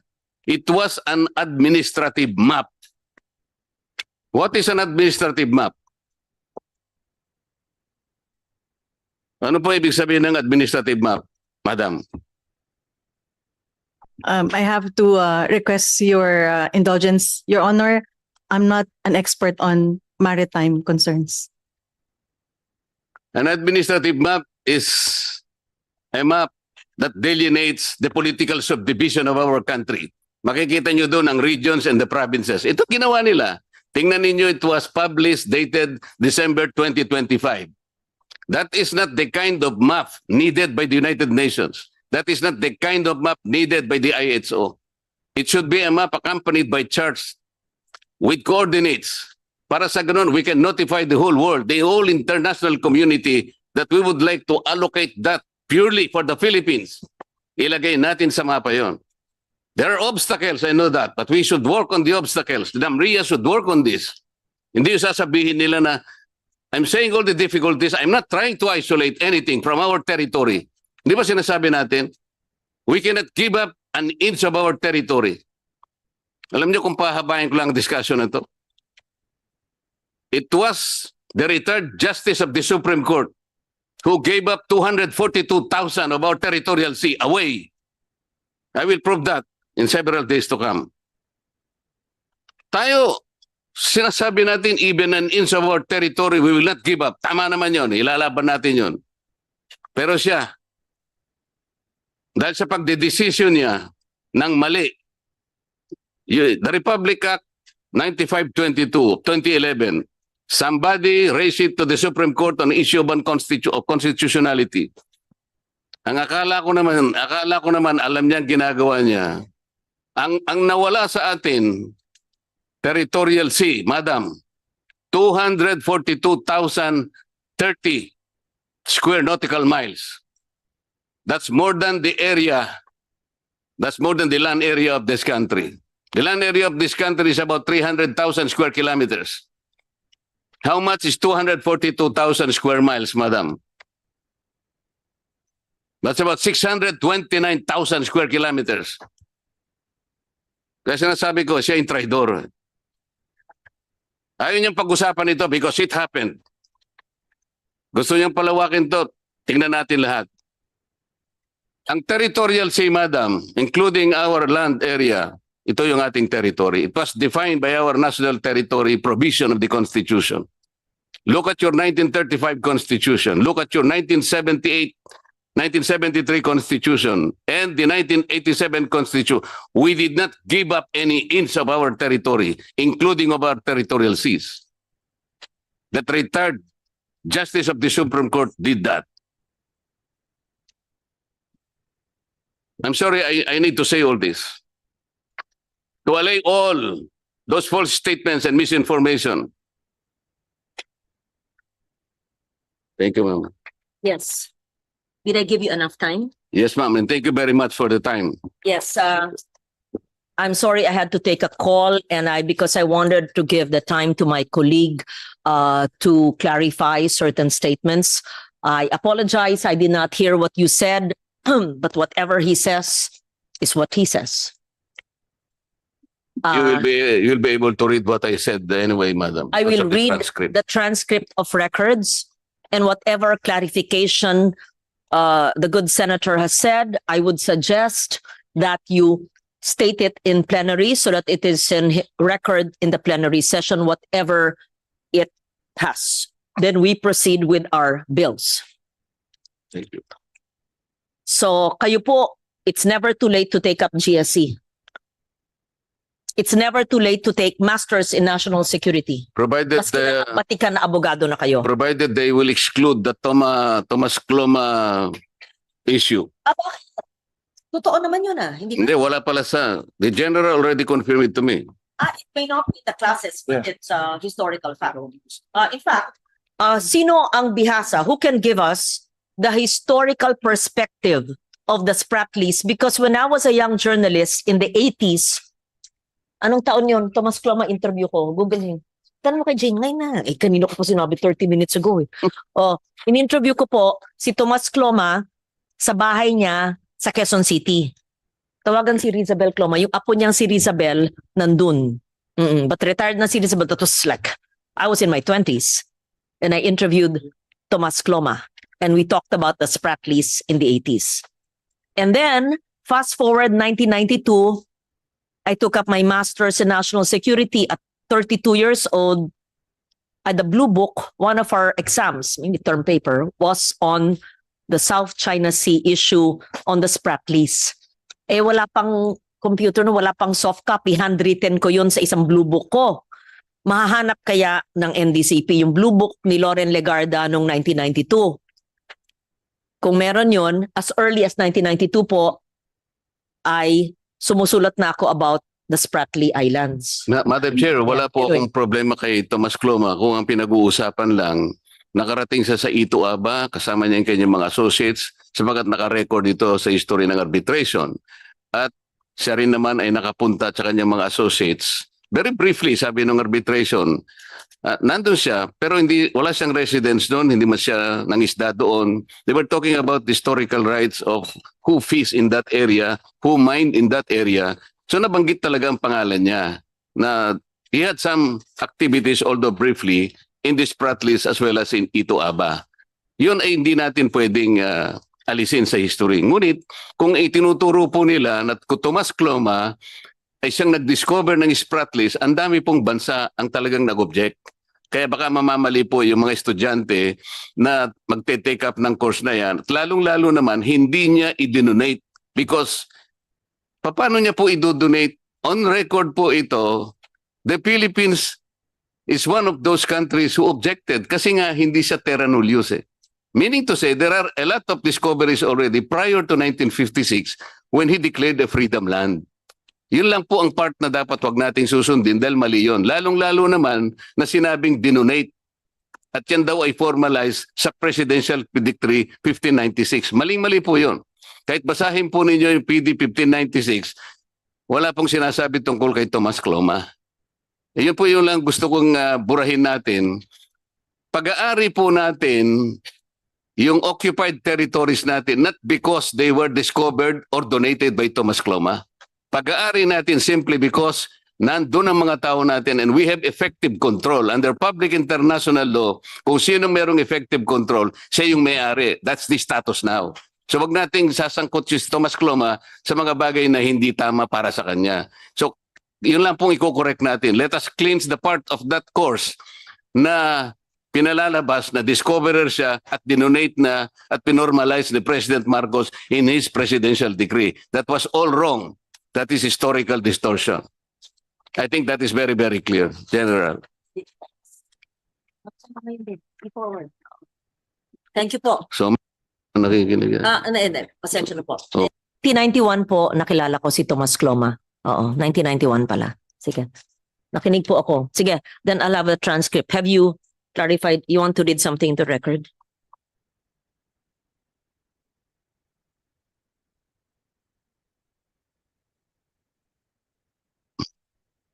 Na kailangan lang alisin dun sa historical record kung tinuturo man si Thomas Cloma, huwag namang ilalagay siya na siyang nag-discover because ang daming bansa pong nag-object kasama ng Pilipinas. Alam po ninyo kung sinong nag-object sa panig ng Pilipinas at that time when Thomas Cloma declared a freedom land?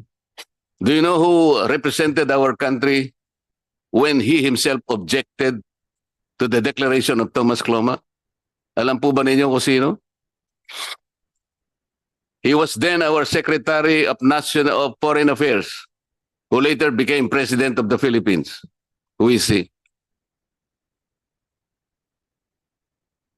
Carlos P. Garcia. Salamat po, Madam Chair. We proceed. Thank you, Senator Marcoleta. Oo, opo. Opo, Okay ka na, hindi ka na. Opo. opo. Thank you. Okay. We proceed. Where did we take off? I would just finish the undersecretary. Yeah, the undersecretary issue. Sige. But we can proceed here. Yes, can we proceed to the key points of the measure? We're now 1.19. We're the lowest in ASEAN on the percentage of GDP. Now, it says in our proposed measure, 2% of GDP gradual increase within a 5-year period on defense spending. Yes, may we hear from DBM and DOF, is this possible?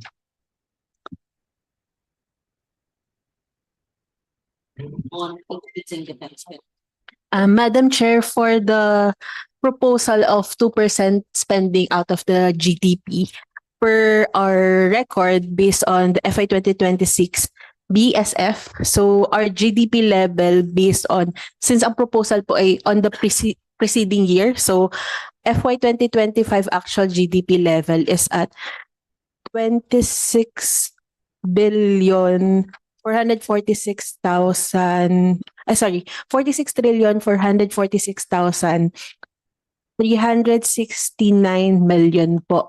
So with this po, as compared with the overall DND budget po for the FY 2026 GAA of 429 billion 406,208, magkakaroon po ng deficit of around 137 billion po to cover with the proposal po. In this regard,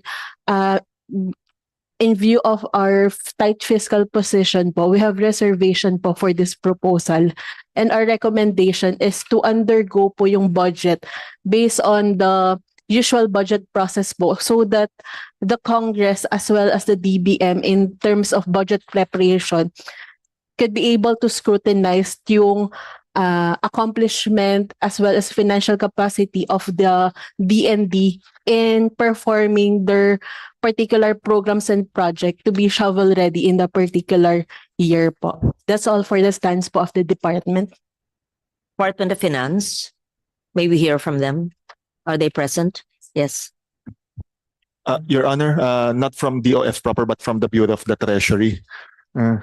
Your Honor, similar to the position of the DBM, the Treasury, that it is the Treasury's position, subject to any forthcoming official position from our Bureau. It is the Treasury's position to avoid earmarking of funds which encumbers the National Treasury. Although it is admitted, Your Honor, that the language of Section 18 of said bill, which provides for the progressive increase to 2% of the GDP for the DND's budget, it maintains the word progressive, which implicitly maintains the regular budget process in some sense, because it is not a hard earmark, it's progressive. It may still be construed as a directive to achieve the 2% GDP, which would be quite cumbersome, or not quite, but really cumbersome for the Treasury. As mentioned by the DBM, there would be a deficit ranging to the hundreds of billions just to cover the target mentioned in said bill. That would be all, Your Honor. Thank you. What would the impact be of a 2% of GDP spending on defense? Maybe hear from the Defense Department.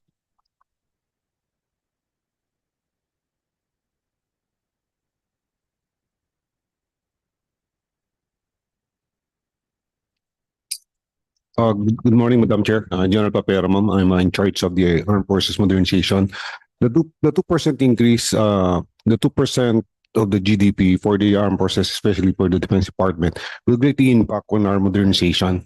Historically, the limitations of budget provided for the armed forces is not enough to cover the different horizons as designed by our capability plans. So the significant increase will provide for more capabilities for the armed forces. Thank you, ma'am. Yes, the present spending is 1.2, 1.19 of GDP. 1.1, I forgot the Yes. next decimal. Oo. Next. Where would the additional spending be focused on? And how will it ensure that we are not just militarily ready, but actually preventive, but really safeguarding the welfare of our people? As it is right now, Madam Chair, we need the naval bases. We need air bases. We expect the influx of more equipment, which will need more funds to maintain. Now, national security is an intangible aspect that we need to invest. To invest upon. It makes us a good neighbor, a good citizen of the globe or of the region. If we have a stable national security in our country, we invite more investors. They know that they can rely on the Philippines to on its commitment. So national security is there, but it's a broad concept that is you just do not get the benefits, tangible benefits. That's as you may say, as compared to other service not necessarily quantifiable as in other services, Madam Chair.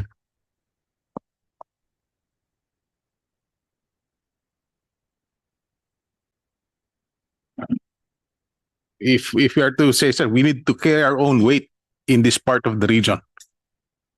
And we are doing that, and we need, if there are investments, we want more naval bases, air bases, we want more presence, we want to be seen as a good partner in the region and carrying our own weight and not just relying on others. How many naval bases do we have right now, and how many additional naval bases do we need? We are not at liberty to disclose the number of naval bases. We're not. Yes, It's a security issue. We Yes. can't say it in open hearing. Yes, Mhm. but we need bigger ones with deeper drafts.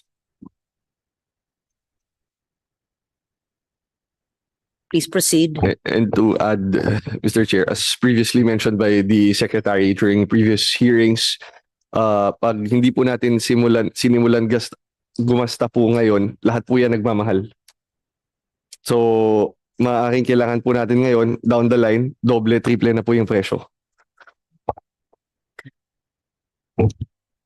Okay, from percent, because whenever we say it's percentage of GDP, depende yan din sa pangangailangan at depende yan sa saan mapupunta.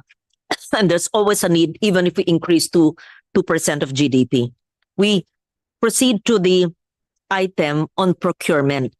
How is the procurement done now? The new Procurement Act, how is it implemented insofar as the DND is concerned? And based on this measure, how can it improve your procurement if you're exempted, or if the DND can procure in a multi-year level? Right now, you're not allowed to procure multi-year. Is it a year-to-year thing? Please explain. Now, for Thank the you. first one, ma'am, we follow Republic Act 12009. So we observe the processes of 12009. On the multi-year level, we are allowed with multi-year contracting authority to purchase items from 5 to 7 years. So it's this being done. What we want, Madam Chair, is that we want to directly negotiate for bespoke items on national defense, especially on cyber. We cannot just publish our specs on the open market. Like if we want some downlink on satellites, we need to fence those data. We cannot give it in the open. How is it now? Is it because your budgets are GAA years, which is effective for 2 years, you can only purchase for that year? DBM is giving us the opportunity to do multi-year contracting. So they're giving us funds for year 1, 2, 3, 4, 5 until year 7. So that completes the contract phase. How will this be But for bigger projects, sample like a geostationary satellite, missile defense, electronic warfare, the funds will not be enough. How will the provision on procurement affect the DND in a favorable manner, assuming we enact this measure? If included in the provisions is for foreign financing, that will increase the tenor of the payment, pay for the equipment on a longer term. That's one. If we can have that in place. Enable us to invest in emerging technology. And of course, if we are to be part of the global community, we want to invest also in emerging technologies because we can benefit from it. Right now, we are not allowed to do that.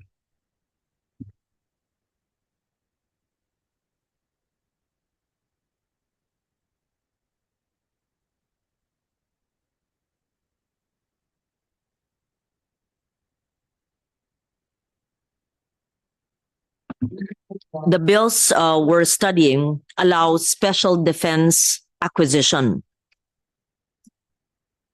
Is it accurate to say that we are exempting the procurement of the DND if this bill is enacted into law from the new Government Procurement Act through negotiated procurement with foreign governments? May I hear from a DOF and the DBM and then the DND? How will this benefit you? Madam Chair, our attached agency, GPPB, is present po. They can further elaborate their stance po on the matter. May I request po to recognize Ms. Annie Almuela for the matter. Thank you. Basa na nyo yung measure? Oo. Yes. Please explain the repercussions and if you're supportive of this and what are the safeguards needed based and to address the needs of the DND.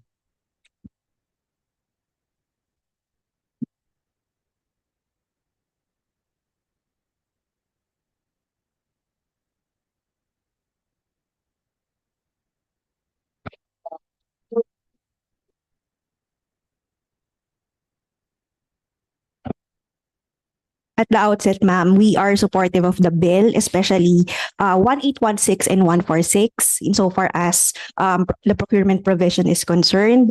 Let me just zoom in section 19 of 1816 because insofar as executive agreements are concerned, it has always been recognized in 9184 and 12009, so no problem with that. Under section 4.2 of the new law, it's institutionalized there. So as long as there is an executive agreement referring to this, that's okay. Insofar as multi-year contracts are concerned, we defer to the DBM because it's a funding issue. On the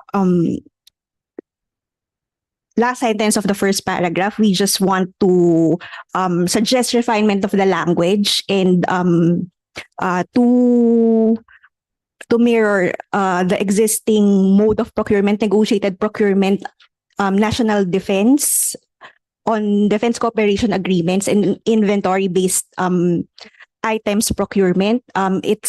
It's a procurement mode specifically made for the defense-related procurement po.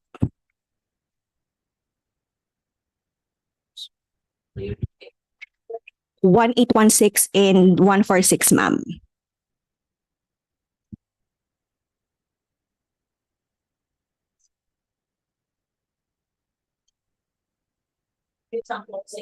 Din. No, ma'am, we are always working closely with GPPB, and we are getting good feedback from them, especially on inventory-based procurement and defense cooperation. We always keep them informed of what's happening with us. What we don't want is us giving away our specifications, especially on like electronic warfare, the spectrum that we're working on. We cannot just announce it. We have to keep it. These measures benefit you. Operational security, ma'am. They will not know where we are operating. Why? What Right virus. now? Like Right now, that's not being protected. because we need to post it, ma'am. Mm-hmm. Example, ma'am. PhilJeps, kailangan, kasi hindi kayo exempted sa PhilJeps. Everything has to be posted. No, pati ang D&D procurement ng mga confidential equipment nakapost. O di alam na ng kalaban lahat ng meron kayo. Yes, ma'am. In general terms, it's posted, ma'am.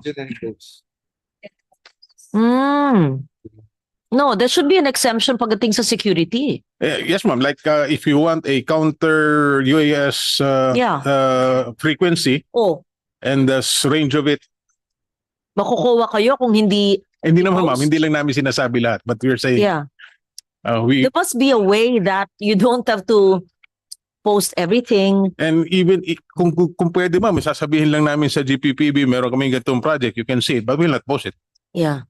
But even the name of the project, ang dali naman ngayon intindihan Alam nila yung project. Yes, ma'am. Like if we are to buy a counter unmanned aerial system up there. This is where we have to balance transparency in government and anti-corruption at the same time our national security. Yeah. We can allow a select committee from Congress to look at us. Yeah. Or even with GPPB, we can allow, we can show it to them, but it's a select committee. We are And for dapat that. highly confidential. Yes, ma'am. And not on the web. Yes, Not ma'am. on the World Wide Web. You Just cannot. like they have a select committee in other countries Yes. that reviews defense and intelligence operations. Correct. I was going to ask you, okay, in our ASEAN neighbors, how is their procurement done? Is it also online? Linalagay nila lahat ng binibili nila? I can't give a definitive answer, ma'am, but I'll get back to you. But most like some they go direct. Mhm. Under our new Procurement Act, kailangan naka-upload lahat. Hindi naman, ma'am. Naintindihan naman nila yung mga security requirements Yes, nyo. ma'am. Especially if it's government to government, direct. Hindi We nakalagay. can do direct negotiations with them, but not Direct negotiation na hindi kailangan naka-upload. naka-upload ng title. Ano? Huh? Dapat naka-upload. Hindi pwede yun. Para tayo. Hindi pwede yun. Yun ang nakalagay sa batas namin. Mali yung aming batas kung ganun. Hanggang sa D&D, pag government to government, dapat naka-upload sa website. I just want to note section 48.3 of the IRR of RA 12009 that it's discretionary on the part of the Secretary of National Defense whether or not to post specific requirement information relative to the project. So Okay. Ayan na pala eh. It's discretionary. Ganito. Please draft a special provision in the GAA that would address the national security aspect of procurement, whether domestic, but especially government to government. And even if there is a procurement act, but because a GAA is a law, then we can include that in next year's GAA with the concurrence of my colleagues. And then perhaps, as you said, a special committee can just look into it. But even then, lalabas yan at lalabas pag may special committee. So have we encountered any problems because of this transparency issue? Not yet, ma'am, but we are looking into the future when we have to do specialized infrastructure and Yes. That's why makikita na we will encounter problems. so this aspect, this feature of the bill is very important. So, okay, DND. How will the DND ensure that negotiated government to government, which is what we're discussing now, procurement remains competitive, cost efficient, and transparent? But what safeguards will prevent overpricing in high value acquisitions?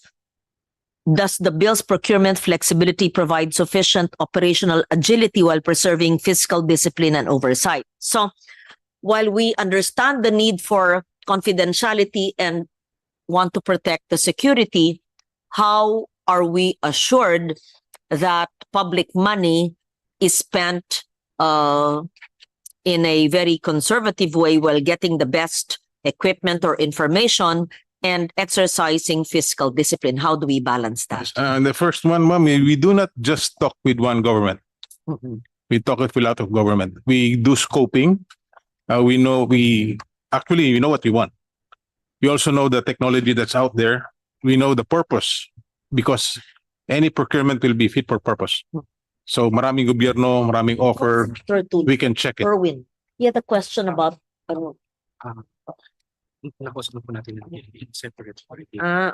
okay. Yeah.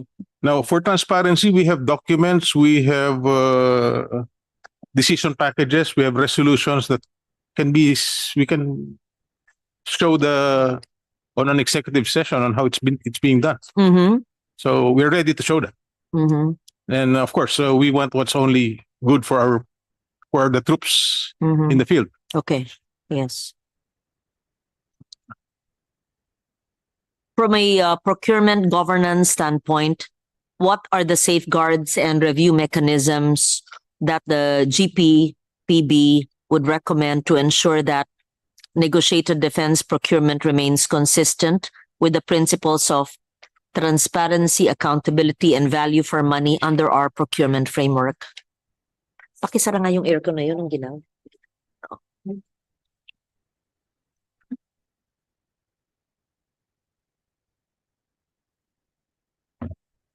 In maybe by virtue of Section 31 of the Senate bill of the Honorable Chair, we could have coordination with the DND insofar as issuing the relevant guidelines insofar as the concerns of the DND and DND proper is concerned. Maybe we could tweak some of the existing rules and regulations under 12009. Specifically for transparency mechanisms, as it's not under 12009, we have not yet issued the government procurement manuals and other relevant implementing guidelines for all the provisions of the new law.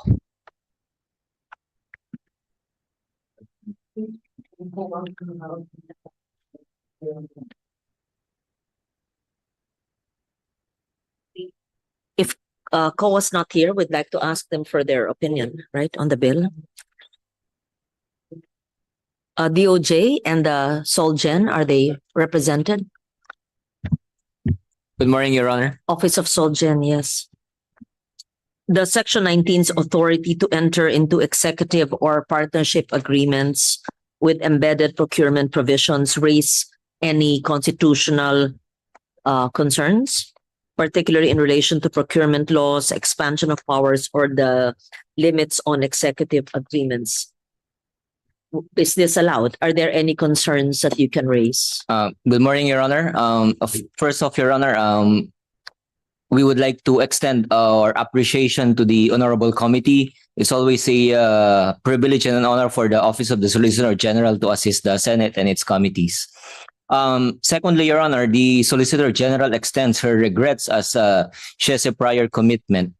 Third, Your Honor, in response to your query, our initial position, Your Honor, is that the DND, be an extension of the Office of the President, indeed has the power to enter into executive agreements, which is likewise confirmed by our colleagues who are experts in procurement. We have preliminary reservations, Your Honor, however, on a few items. And this would pertain to the so-called donation of military equipment.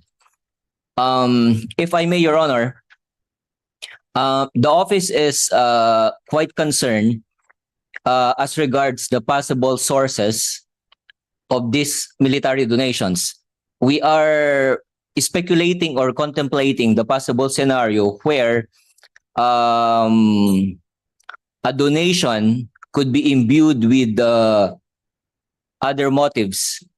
And with due respect to our colleagues from the Foreign Affairs, it is also of interest if the source of donation will take into account the independent foreign policy of the government.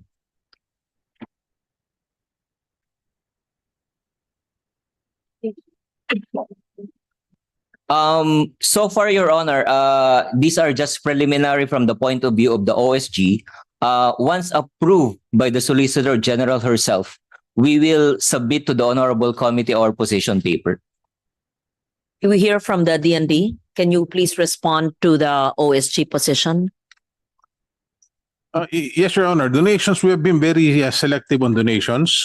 We get donations from, the last one will be from Japan, the Overseas Security Assistance. These are equipment for our naval monitoring stations. So we do not accept old donations. We accept new and at-par donations. So yung luma po, ayaw na po namin. Donation subject to taxes or tax-free lahat? I have confirmed. Not all the ones. Not all are free of taxes. Nagabayad tayo. Some, ma'am, are covered by taxes, customs. It depends, ma'am, on the arrangements. But most of all of our donations, ma'am, go through the process of the executive approval also, ma'am. So the DND cannot just accept any donations from any country without the approval at the executive level. Even our acquisitions through executive agreements, our MOUs and MOAs and DCAs, Defense Cooperation Agreement, goes to the DOF and to the President. Even the specific implementing agreement for specific projects for acquisition, that's to go to DFA and the President, ma'am. Thank you, ma'am. Though, do the existence of our EDCA sites, are they attached to any donations or agreements pertaining to equipment donation? No, ma'am. No. No, ma'am. So we're giving it for free. It's not free. It's just for them access. It's access for. That's why. So they have access, but the infrastructure, see, who's spending for the infrastructure? Both, ma'am. Us So and them. we're spending and They're spending, they're spending and it's and our, we're using it. They're both jointly, ma'am. joint for training, but For training and HADR. and they're not, it's not attached to any donation. Wala silang binibigay. None. Bakit wala? Dapat They have binibigay this sila. foreign military funding and foreign military sales, but it's under State Department of the US. So, It's not with the defense. mhm. It's with state. So you're saying, while we allow them access for the EDCA sites, it may not be directly linked to EDCA, but another department is in charge of the donations. It's not like quid pro quo, para hindi halata naman mo, we gave them access kasi bawal daw ang basing, pero parang basis na rin yan at hinayaan natin na nandyan at pinasa naman namin dito, pero walang nakakabit na ito, kapalit nito, may donations. Wala. None, ma'am. It's a There's no free different- pro. Oo, ba? Mm-mm. What are we benefiting from EDCA? Response for HADR, Mm-mm. joint training, access, improvement of facilities. Mhm. Mhm. Are the facilities well developed? Yes, ma'am. Mhm. Okay. Up to standards of a, actually, if it's built by them, it's NATO standards. Mhm. Mhm. Yeah. And they can't take it with them, so it's ours, right? Correct, ma'am. How much of the EDCA sites infrastructure are funded by us, by the Philippine government? I have to get back on you on Yes. that, ma'am. And give you 50-50 ba yun? Paano? No, ma'am. No. It's not 50-50, definitely. Who's spending more? Them. Mm-hmm. Okay. Yeah, but that's another matter altogether. But it's not attached to any donation. No, ma'am. Is the Department of Foreign Affairs here? DFA? So, may we hear your views on the executive or partnership agreements under Section 19 to be coordinated with the DFA? How can it ensure consistency with the so-called independent foreign policy, our existing treaty obligations, and regional security commitments? May we hear from the DFA? Saan ba kayo? Where's the DFA? Mm-hmm. Your Honor, actually, I'm from the Presidential Commission on Visiting Forces. I think the DFA proper will be in the best position to respond to the question.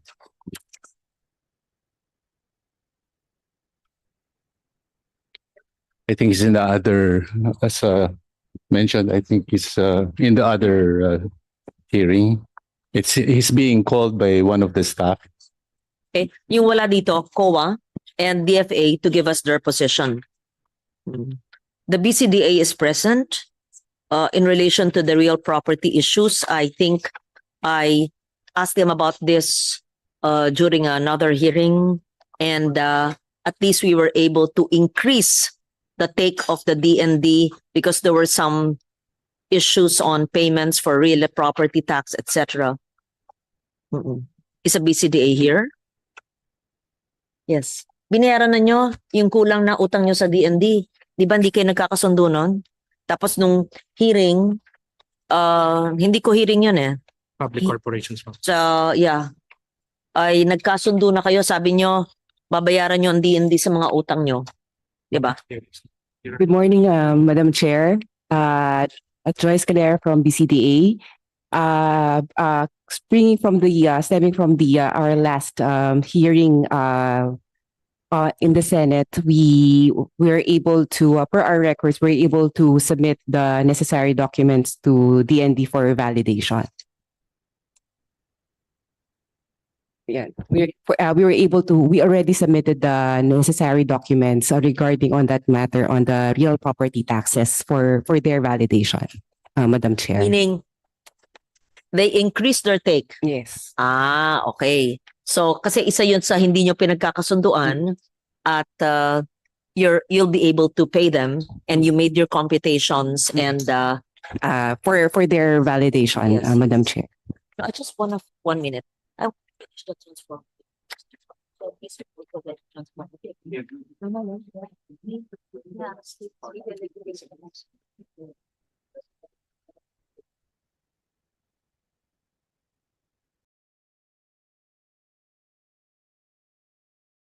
So I'd like to hear from the BCDA.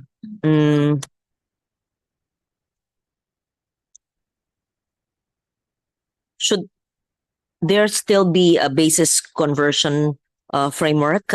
Pero hanggang the law creating you, matagal pa eh, will expire in 2042 yet, right? Yeah. I don't think it should be extended anymore because you shouldn't be selling more of your land. You need the land. Yeah. But under the present law, you're mandated to sell. Don't sell. You need your land there. That's the Ano ba yun? If you're that's the direction of the Secretary, Your Yeah, Honor. yeah. We're not giving up our lands anymore because these are strategic, identified previously as a strategic in nature, and we want to develop them. Yes, strategic basing for logistics hubs, for force posture readiness. Hindi pwede. Yung ang dami nga yung mga binenta na nyo na hindi dapat eh. So, you're not selling anymore. Yes. Yes. Yes, ma'am. And only those in Metro Manila ang pinapakinabangan nyo, di ba? Only Outside those of that were- NCR, it doesn't even go to you. A Right? portion, ma'am, a portion. Kala A ko, portion. o mas malaki kasi ang Metro Manila, Yes, ang, ma'am. ang percentage, right? Force. No, from what I understand, outside of Metro Manila, it's given to Treasury, not to you. Anyway, but your track is you're no longer selling. That's correct, ma'am. That's good. Yes, you don't. Yes. You just develop it for your use. Yes, ma'am. Hmm. For our reconciliation, ma'am, is their remittances with us. We are challenging the items being charged to direct expenses related to the sale of lots and other items entered into that portfolio. Mm-mm. Okay. And we did not agree to that. And we were also asking for copies of previous contracts so we can reconcile really what's supposed to be remitted to us. Yes. So right now, there's still funds with BCDA. It's in the bank. We're not accepting the remittance until we agree on the reconciliation. Mhm. If I were you, accept the remittance, use it, and at the same time, reconcile it. Kung kulang, singilin pa nyo. Kung sobra, sa inyo na. I will. Kailangan nyo eh. Government to government eh. Lupa naman nyo yun eh. I'll recommend that to the Secretary, Your Honor. Sayang. I'll recommend that to the Secretary, Your Honor. It's his call at the end of the day, ma'am. Yes, of course, it is called. I'm just giving a suggestion. Yes. Eh kasi ang tagal ng reconciliation eh. I've been hearing about that. Okay.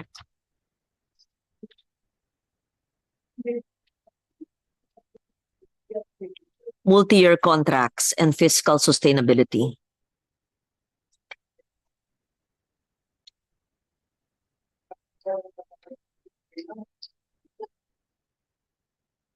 Oh, we talked about that already. BCDA, we talked to you about it already. What I'd like to do is transform this into a technical working group so what we do is the salient portions of the bill. Without the bill, how is procurement done? How will the additional plantilla positions be? What are the other salient portions? Saan ba yung listahan ko yun? That I read into the record. The 9. Where are the 9? Saan yung listahan ng 9? First page. Yeah, the first page. Where was it? You can use this one. These are the 9 passages. So the 9 aspects of the bill, I won't read it again.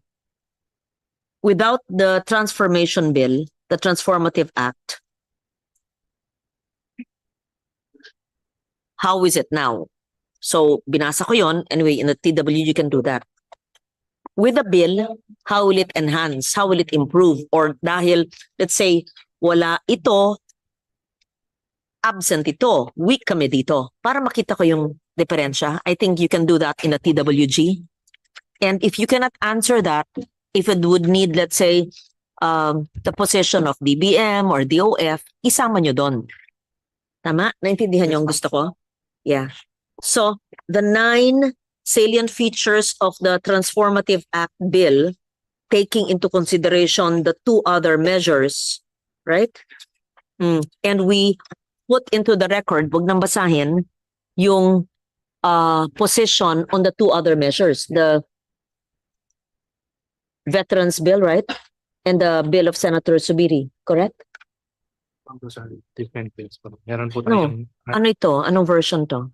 these are the All transformative. all transformative. Transformation Act. Yes, ma'am. And then we still have to. Basta what I need to see would be a matrix of how is it now? If the bill is not passed, how will you suffer? How will you not be agile? How will you not be able to improve national security? How will it impact on our national security in every aspect that we know, 6 or even more? So prove to me, convince me on the urgency of the Transformation Act. Then we convert it into a technical working group. Yeah. Just 1 minute.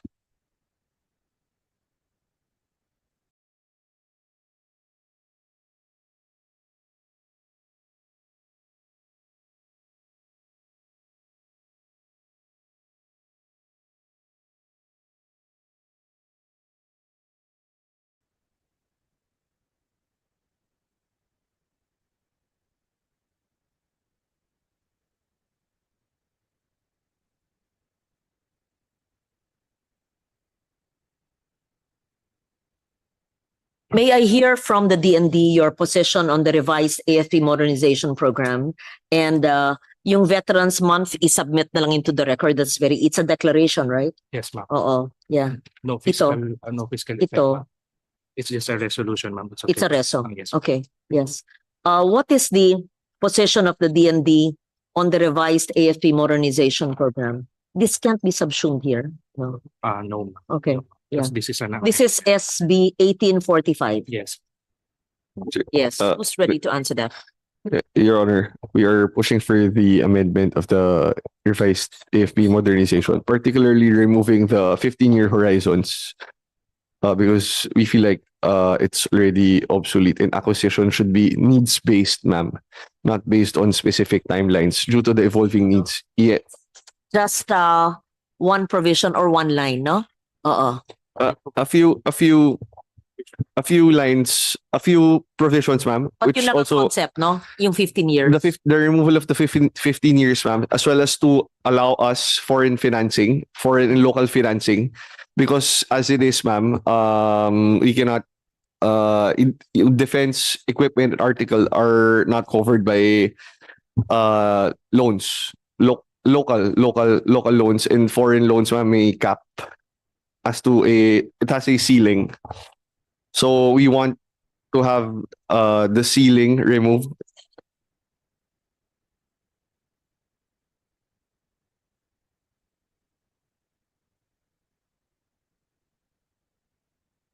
So this is more than a 25-year-old law. Amended in 2012, ma'am, by RA 10349. But we It will have expire by again. 2027. Set to expire on the next year. 2020, next year na pala, ma'am. Okay. Yeah. Okay, so tell me, to remove the 15-year limit, To allow us foreign financing, to allow foreign financing. foreign and local financing.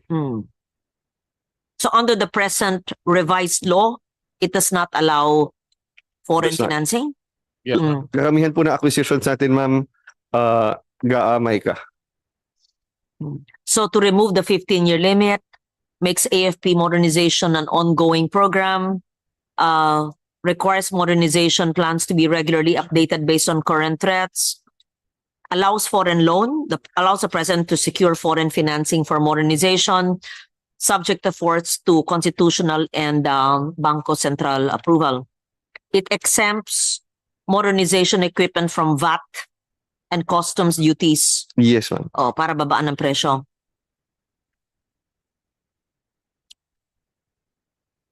So this proposed bill, galing sa inyo ito, no? Yes po, ma'am. Yes, transitions the AFP modernization program from a fixed 15-year plan period to a continuous capability-based framework that allows regular updating in response to evolving internal and external security threats. So if this is not passed, tell me, just convince me on the importance of this proposal. On financing, ma'am, if that is not passed, we will be limited to MICA, Multi-Year Contracting Authority. And with that scheme, the available funds of the national government is utilized at a very short period, ma'am, 5 to 7 years, as compared to a financing of 10, 15 years. So we're not able to capitalize on foreign financing to provide for bigger platforms and capabilities as planned in our capability development documents. So for example, ma'am, the multi-role fighters, the satellite, this requires hundreds of billions. And we are only appropriated around 35 to 50 billion a year. And we paid that for the next 5 to 7 years through MICA. But if foreign financing will be provided, there's no mention of foreign financing in the modernization law, ma'am. It's quiet. It doesn't say we are restricted, but it doesn't say we are allowed. Yes, ma'am.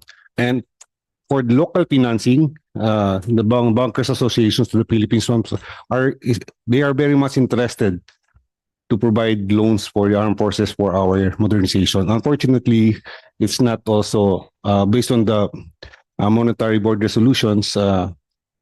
Any local agencies are not allowed to partake of loans from our local banks, ma'am. Only GOCCs. We hear from a DOF about this measure. Is a DOF here? Mm-mm. Who's from a DOF? Wala eh. Ba't ganun? Oo. We ask the DOF for their position. DBM. Bakit walang DOF? Yes. We have things on your post. From you, Department of Finance. Yes. Can you please speak? Because I want to understand. When the first law was enacted, and up to now, even with the revised measure, you're not allowed to secure domestic or foreign loans. And they're asking now for us to allow them, right? So, dalawa ang focus ng measure. Yung 15-year limit and to allow them foreign loans and domestic loans, right? What's the position of the DOF? Good morning, Madam Chair. Morning. We're actually from the National Tax Research Center. We were asked by the DOF to sit for this hearing. The DOF does not have any official position paper right now. It is undergoing clearance. But the NTRC has a position regarding tax implications only, Madam Chair, not on matters outside of the tax provisions of Senate Bill number 1845, Madam Chair.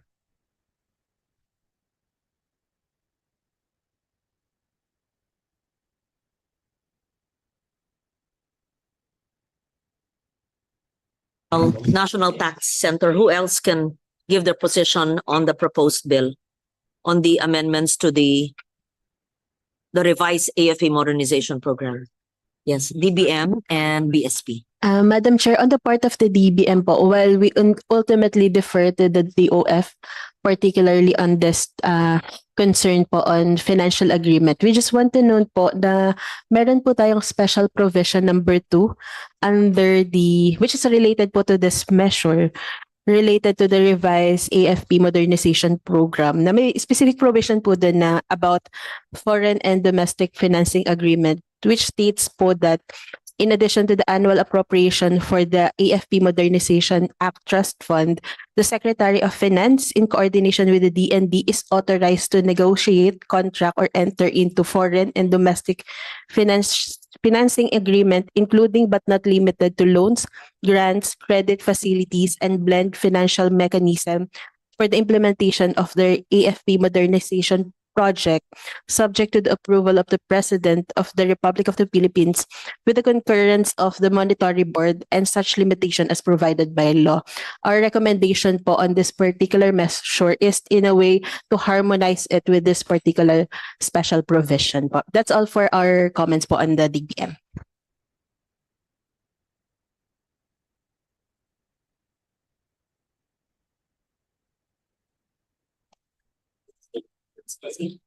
Thank you, Madam Chair. Ma'am, the BSP will be submitting its official position paper on the bill. However, based on our initial review, the provisions of the proposed bill are consistent with the constitutional provisions that foreign loans of the public sector will require the prior concurrence of the Monetary Board. The bill will also allow the tapping of foreign funding to acquire, I guess, state-of-the-art defense equipment. If I could just echo what our friends from the DND said, and then to react on the possible bank lending for defense purposes, this is already being reviewed by our relevant sector in the BSP.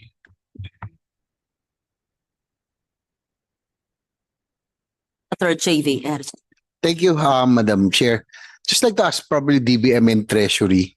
Both agencies expressed reservations about the proposal to progressively raise yung pong defense spending towards the 2% of GDP. So what's the reason ng DBM and Bureau of Treasury? Your Honor, as for the Treasury, the Treasury it is the standard reservation to avoid language in laws that will effectively earmark funds because admittedly, Your Honor, there has been a lot of laws which provides for earmark with large annual funding requirements, which in truth is cumbersome for the Treasury. However, Your Honor, we recognize the needs of the national defense as it is an indispensable part of development. It is just for the part of the Treasury prefers that it will undergo through the regular budget process to take into account the implementing capacity and ability to exhaust the budget that is given instead of putting sort of an earmark into funds, which would be construed as a directive, provide said amount regardless of implementing capacity. That would be for the Treasury. Thank Your you, Honor. Attorney Cadorna. How about the DBM? Same, these have the same position. Yes, Mr. Chair. On the part of the DBM naman po, based on our projection on the BESF, so our computation is if we would be using the 2% GDP based on the preceding year, our computation so far po, which that amount po, which would amount to around 567 billion. So for the current year po, what is provided under DND budget po is around 429 billion. So in this regard po, on the current year, around 100 billion po yung magiging additional for this purpose. Considering po the tight fiscal position of our country po right now, our recommendation is to ensure as well po na implementation ready and shovel ready po yung mga programs and project ni DND.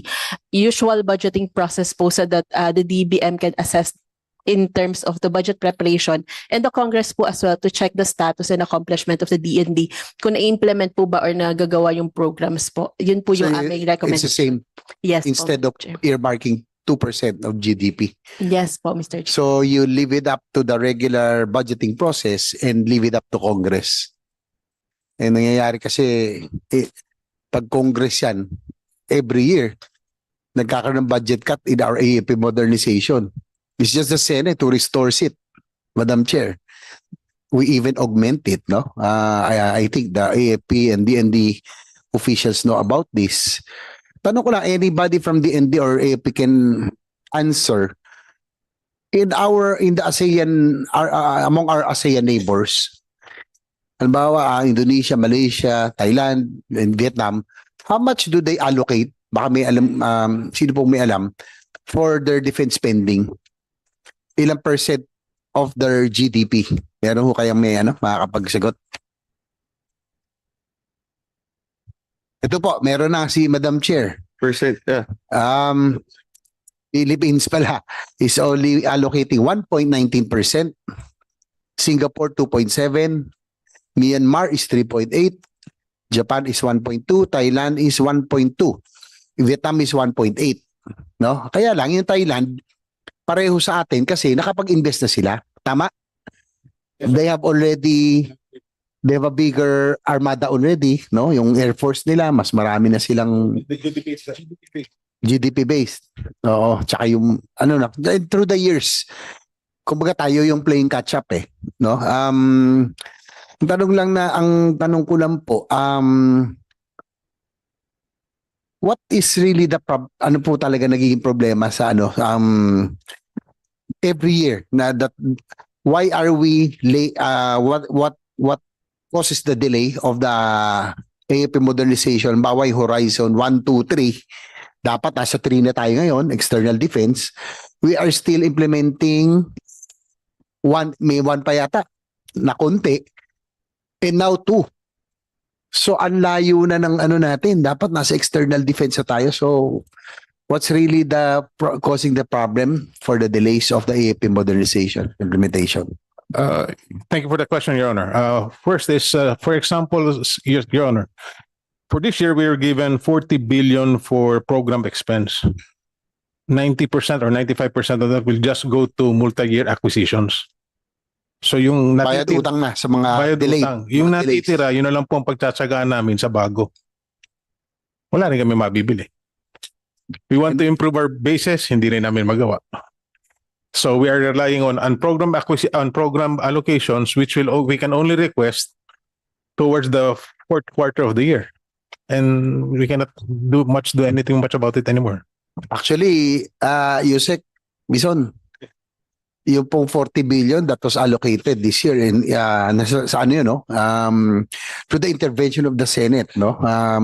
Usually nasa 10 billion lang yan every year eh. Nababawasan pa, 'di ba? So it's the biggest in years na naging 40 billion tapos meron tayong unprogram na 30. 50, Tama sir. po, 50. 50. Yes, sir. So we're hoping that you can get that so that at least you can add more equipment, new equipment. Pag nakuha na-raise po yung sa program, yung pong 50 billion, you will be able to acquire new equipment. Kasi itong sabi nyo nga, itong ano nyo is just to pay off the multi-year contracts. That's correct, Your Honor. Ang tanong ko lang, pero at least, Madam Chair, itong the good news, itong unprogram, naging controversial kasi unprogram eh. Dito tinago yung mga flood control.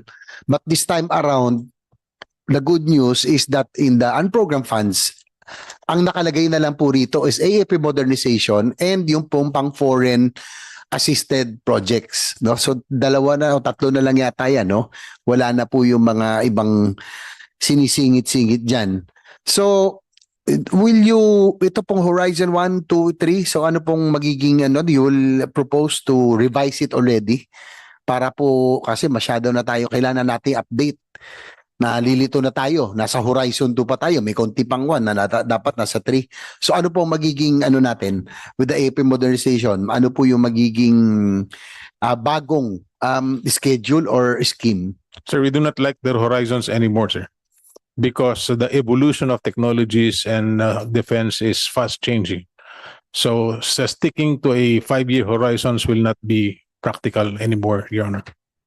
So that's one of the changes on the law besides the foreign financing so that we can stretch the resources of the government. Some governments are giving us 20-25-year tenor on loans, and we pay as soon as they deliver the item. So it stretches our resource on acquiring capital intensive equipment. So now that you mentioned that some other right-minded allies, no, are offering to help support our modernization, no, na nagbibigay sila ng 18 years, 20 years payment scheme for acquisition of major assets, so for the Navy, for the Air Force. So have we considered already these offers, no, that are being given, no, are being offered to the AFP? Yes, sir. We are considering it, sir. Right now, as it was newly introduced in the General Appropriations Act that we can avail of foreign financing. We are new to it. It has to undergo a tedious process. We're exploring it, Your Honor, for big ticket items. Example will be missile defense, fighters, geostationary satellites, which will require a really big outlay.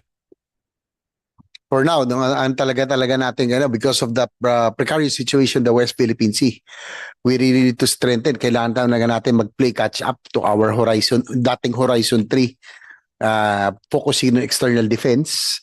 I know for a fact that when we went with the Madam Chair, when we went to France, they are offering, no, sila po yung nag-offer ng mga 18-20-year payment scheme for acquisition of major assets, be it for our Navy or Air Force, no, sa ating pong mga multi-role fighters or naval assets. Korea, I think, is also offering. So, ang ano ko lang dito ay, of course, be rest assured that hopefully na we will still be there for another 2 years. Hopefully magtuloy-tuloy that we will be able to allocate or allot again this big, kung ganito ko kalaki. Do you think Yusek na itong kung halimbawa yung 50 and 40 billion, no, yung 40 and 50 billion program and unprogram, at least can this make a difference now compared to what previously was allocated to or allotted to the AFP modernization? Yes, Your Honor, it will make a difference definitely. We expect to consume the program funds for the first semester. Hopefully, we can DBM will approve us on the towards the program funds towards the end of the year, which we are thankful because DBM last year allowed us ilan, 14 ba o 15? 15 billion last year on non-program funds, and we were able to contract it out using the non-program funds. And with the enough leeway given to us, so we want to take advantage of the opportunity given us. Ang naging problema kasi doon, just like in any other programs, projects, yung change in administration, no? Nagkakaroon minsan ng change in policies, priorities. Nangyayari sa ating infrastructure, instead of us investing in the going for long term, naging short and medium term. Kaya nga napag-iwanan tayo na ASEAN neighbors natin eh. And probably that applies also to our AFP modernization. So how does the department intend to operationalize this continuous modernization model so that it survives changes in administration? Paano kaya natin pwedeng para matulungan namin kayo in terms of AFP modernization? Kasi talagang problema natin eh. Yung 6-year term, 3-year term, sometimes it's not enough no for the full implementation or ito lalo na sa AFP modernization. Pag gumawa lang kayo ng paggawa lang ng naval asset ng isang barko ng frigate, 5 years, 4, 5 years, no? So it might transcend administration. So paano ho natin kaya magagawa na we will be able to modernize in spite of the fact that we have only 3 or 6-year term for administrations? Your Honor, we, on the part of the department, we made sure that acquisitions is purposive in a sense that we start with a strategy or an architecture or a structure on how to situate acquisitions. Katulad po sa flood control, may master plan po. Hindi yung kung saan lumalabas. So for the Navy, we have an active archipelagic defense concept. We have a comprehensive archipelagic defense concept. So we also have a missile defense concept. So every procurement is situated on an overall scheme. So hindi po yung bilhin mo to. Kung wala naman akong gagamitin, hindi ko bibilin yan. Walang paglalagyan yan. So we already agreed on concepts. These are approved. But of course, new bosses will have new policies. But we have it. That's the reason I asked, because each time there's a new administration, yes, sir. Maybe change in priorities, change in plans. Yes, sir. Plans. Yes, sir. So ang gusto natin yung long term, no? Yes, Kung may master plan man halimbawa sa infra, dapat meron din tayo sa AFP modernization so that we can already play catch up, ma'am. I think if compared to our ASEAN neighbors, no, malayo na sila, Indonesia, Malaysia, even Thailand.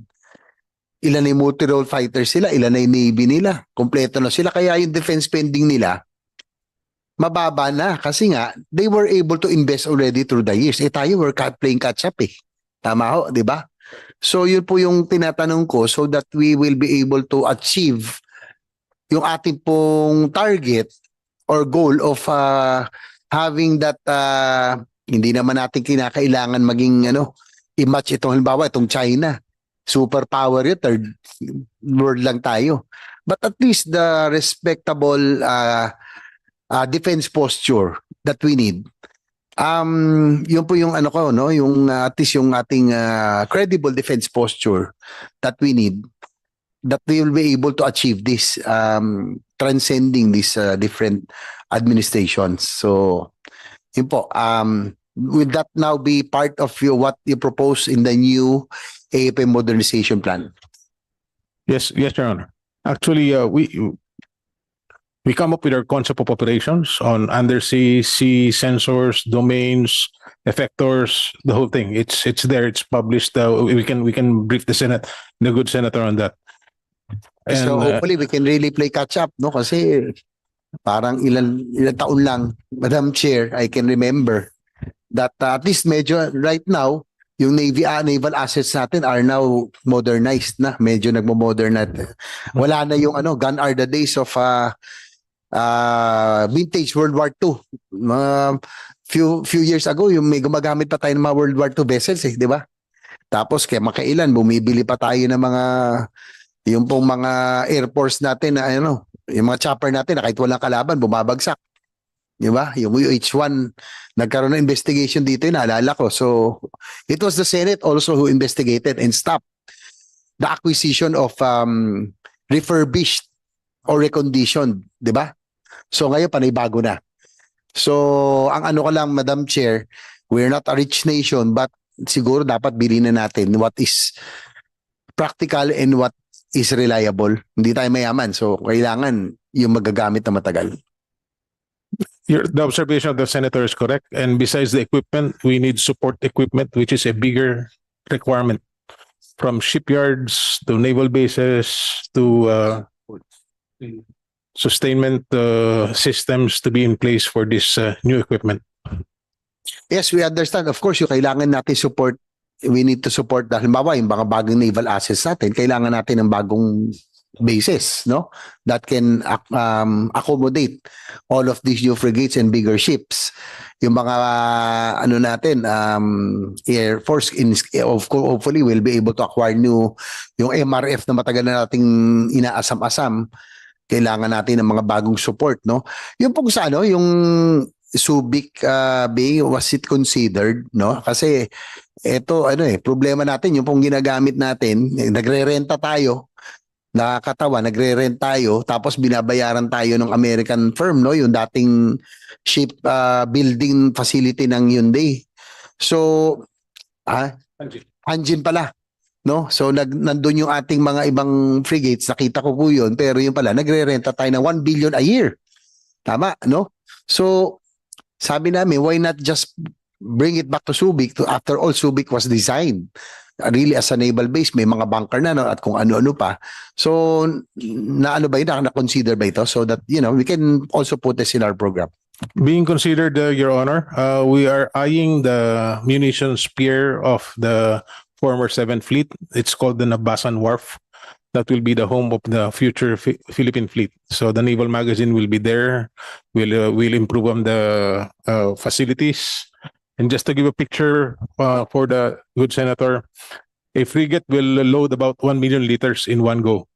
And we need depots, we need magazines. At wala po yan doon sa dating Hanjin facilities. Wala, no? Wala po. And I saw it kasi talagang wala, parang warehouse lang siya. Yes, sir. Sabi ko nga, Madam Chair, when I saw that facility, that the Navy is renting out from the American company na 1 billion a year, na wala siyang masyadong support mechanism, no, to support our new acquisition. So hopefully mag-transfer sila sa Subic Bay, and I think Subic Bay SBMA has welcomed yung Navy para yung 1 billion na binabayad sa Subic na lang natin ibayad, no? And I think tama ho kayo, nandun na po yung mga it was really designed as a naval base, so it can be used, no? Yung depot, bunkers are there.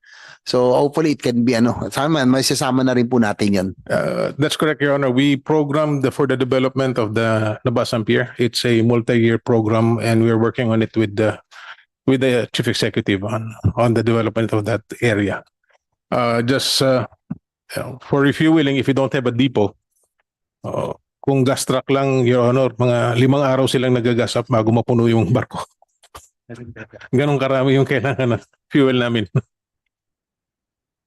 And also now, I think we need to do that as soon as possible para po yung maintenance, yung support services to our new assets, and meron pa mga darating, no? Kasi nakita ko talaga yung Hanjin, walang kulang na kulang, warehouse lang yun paparada na, pero talagang walang support. As you said, wala naman depot pa ron, no fuel. Yes, sir. The Hanjin, sir, is designed as a shipyard for aircraft carriers. Yes, It's not really for not a naval base, sir. Not a naval base. Yes. Okay. So thank you for that. Anything that we will be able to improve ito tong aming bill on AFP modernization, let us know, so that yun po, Madam Chair, no, so that in the long term that we can really play catch up. Masyado na tayong nahuli. Every year nakakaawa po ang modernization budget. Ito po yung laging kinakaltasan. Binabawasan sa Kongreso. Buti na lang dyan ang Senado na nagre-restore, and we even augment. Pero 10 billion lang. But now, with the 40 billion and 50 billion program and program, hopefully it can be written in the coming year so that we can already have that minimum credible defense posture that we are all envisioning to have. Thank you, Madam Chair. Thank you very much.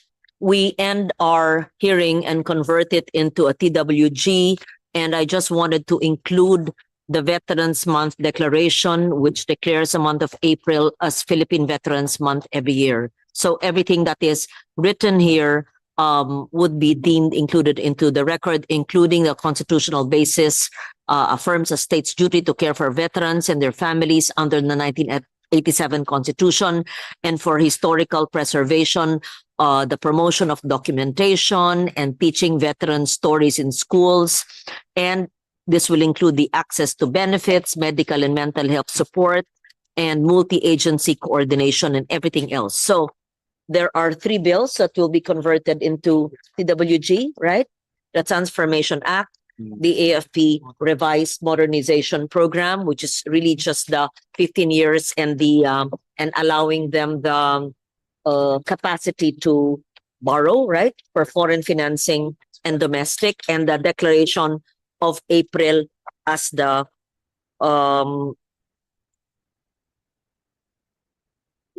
for the Veterans Month. Did I get it correctly?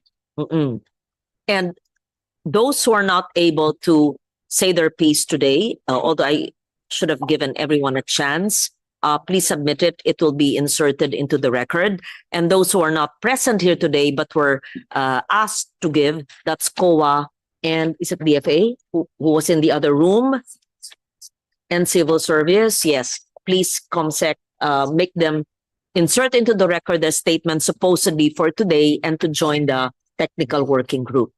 And the 3 can be sponsored before we adjourn in March. In fact, by next week. Philippine Veterans Month, declaration lang yun. Kayang-kaya ko yun. Yung modernization naman, andali yan. It's just the 15 years at saka allowing foreign and domestic financing unless there's a OSG issue about it, unless a BSP is against it. If it's legally allowed and then there's no constitutional problem with it, then we can do the revised the modernization program. And then the Transformation Act also, yun medyo ayusin natin ilan ba talaga ang kaya ng gobyerno, because I don't want to pass an unfunded law. What if I pass it and then they will only fund the 6 USECs, etc. So, but I'd like to pass that. So, do I have the commitment of the team to sponsor the 3 before we adjourn middle of March? Kaya. Kaya. Siyempre, palaging kaya.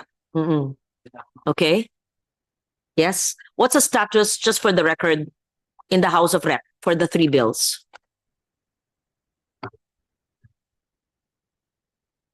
O kung di nyo alam, sige. Dapat palagi alam yan, ha? That's standard. Yes. Sige. COMSEC. Thank you. Ma'am, for the D&D transformation, they have already referred the matter for TWG last February 5, 2025. For the Veterans Month, ma'am, they have already passed the same for the 3rd reading. Okay. And for the AFP modernization, Your Honor, they have not yet updated as to the O status. sige, please call the COMSEC and find out sino ba ang chair counterpart ko doon. Make sure they conduct the hearing kasi yung modernization, simple lang yan, yung 15 years lang yun. Oo. Tapos yung transformation, kaya nyo yan. Maka-1 o 2 TWG lang yan. So, sponsor ko lahat yan. So, next week, sponsor ko na yung veterans. Kaya na rin yung week after next, I can sponsor the modernization and the transformation. Okay? O, ito thesis ko. Sige, meron take home lahat. Take home lahat. Okay? Lahat bigyan. Lahat ng ganito na lang. Lahat ng interesado. Kasi sabi ko, bigyan lahat dito. Meron kayong lahat. Sige, yung mga nasa likod nila, baka gusto rin magbasa. Sige, wag niyong gagawin toilet paper, ha? Hindi, biro lang. Wag scratch paper, ha? Pinaghirapan ko yan. Sige, nag-GSC ako eh. I graduated 2017, di ba? Nag-GSC ako. Tapos, MDCP, gawin ko nga ang libro yung aking term paper noon. Best Thesis Award ako ng 1993. At saka top notcher. Akin na, uy, takbo. Takbo. Sa ano? Yung aking card. Pakita ko. Yabang ko. Nandun sa takbo. Pababa mo. Nasa cabinet ko. Alam ni Sherry. O, tika, gusto ko on record yung aking grades. Sige. Ito. Pero ito, thesis ko to sa General Staff College. Best Thesis Award. Pahingi naman ng kopya na Best Thesis Award siya. Meron yata akong plaque. Oo. Yun lang, parang letter lang na kung totoo bang best thesis ako, baka hindi naman eh. Pinagyayabang ko eh. Ginawa ko lang libro. Diba? Yun naman. So lahat ng mga thesis nyo sa mga pinag-aralan natin, magandang gawin libro. Tapos siguro, i-upload ko ito. Kasi hindi naman lahat may hard copy eh. I-upload. Oo. Diba? This is building resilience in the humanitarian space. Sige. Okay. Huwag na hintayin yung grado. So, any more statements? Yes. Kung mapasa yung 3 ngayong taon, ma-sponsor ko bago mag-Marso na break, ma-defend ko pagbalik ng Mayo, we enact it into law. Malaking bagay ba yan sa DND, AFP? Bakit hindi napasa nun? 4 na taon na tayo eh. Wasn't this a priority before? Or you only submitted it? Bagong submit lang yung sa akin Ma'am, we already provided copies of the bill towards the end of the 19th Congress. However, I don't think it was filed. End of the 19th Congress. Yes, sir. Sa akin ngayon lang. I only took over a few months ago and this was only submitted to us, right? So just to be sure, it is an agency submitted bill, right? Hindi naman ako nag-isip nito. Although syempre, we will refine it and see. But it's a priority measure of the DND. The AFP sang-ayon dito? Siguro naman. Oh, of course. Yes. They will follow. Ayan pala, nga pala. Yes, General. Yes, ma'am. The position of on behalf of the Chief of Staff, thank you very much for this endeavor. We have submitted the positions of the armed forces to the Defense Department, ma'am, and we are aligned with the provisions. Na kontra. Except sa DBM, ayaw lang nila, kayo na mag-negotiate. 2 na lang. 2 plantilla lang pinag-aawayan nyo. O 3. Kasi PVAW. 3. Okay, mag-usap. Sa TWG, tignan natin. Ano yan? Magyayabang pa ba ako dito? Hindi na kailangan. JB, tanda ko na 1992. Oh my God, where were you? I just graduated from college. Okay, 1992. Okay. Yeah. At that time, may political dimension na. Wow. Ano bang grade yung nababasa mo, James? 1. 1. Okay, lagay mo sa mic. Lagay mo sa mikropono. Political dimension. 1.0750. Okay. Malakpak. Yan ang nakukuha nyo pag ang chair ninyo. Okay, next. Economic dimension of national security. Ano bang grado to, James? Hindi ko makita. 1.122. 0. Okay, next. Socio-cultural dimension of national security. Anong grado ba tayo, James? 1.1000. Thank you, James. Daan. Next. Military dimension of national security. 1.4025. Okay. Leadership and management. Sorry, magtsaga kayo. 1.3740. Remember, I was 32 years old. Kaedad ko noon ng anak ko si Leandro. Okay. I was heavy with child. 9 months, my son was in my tummy.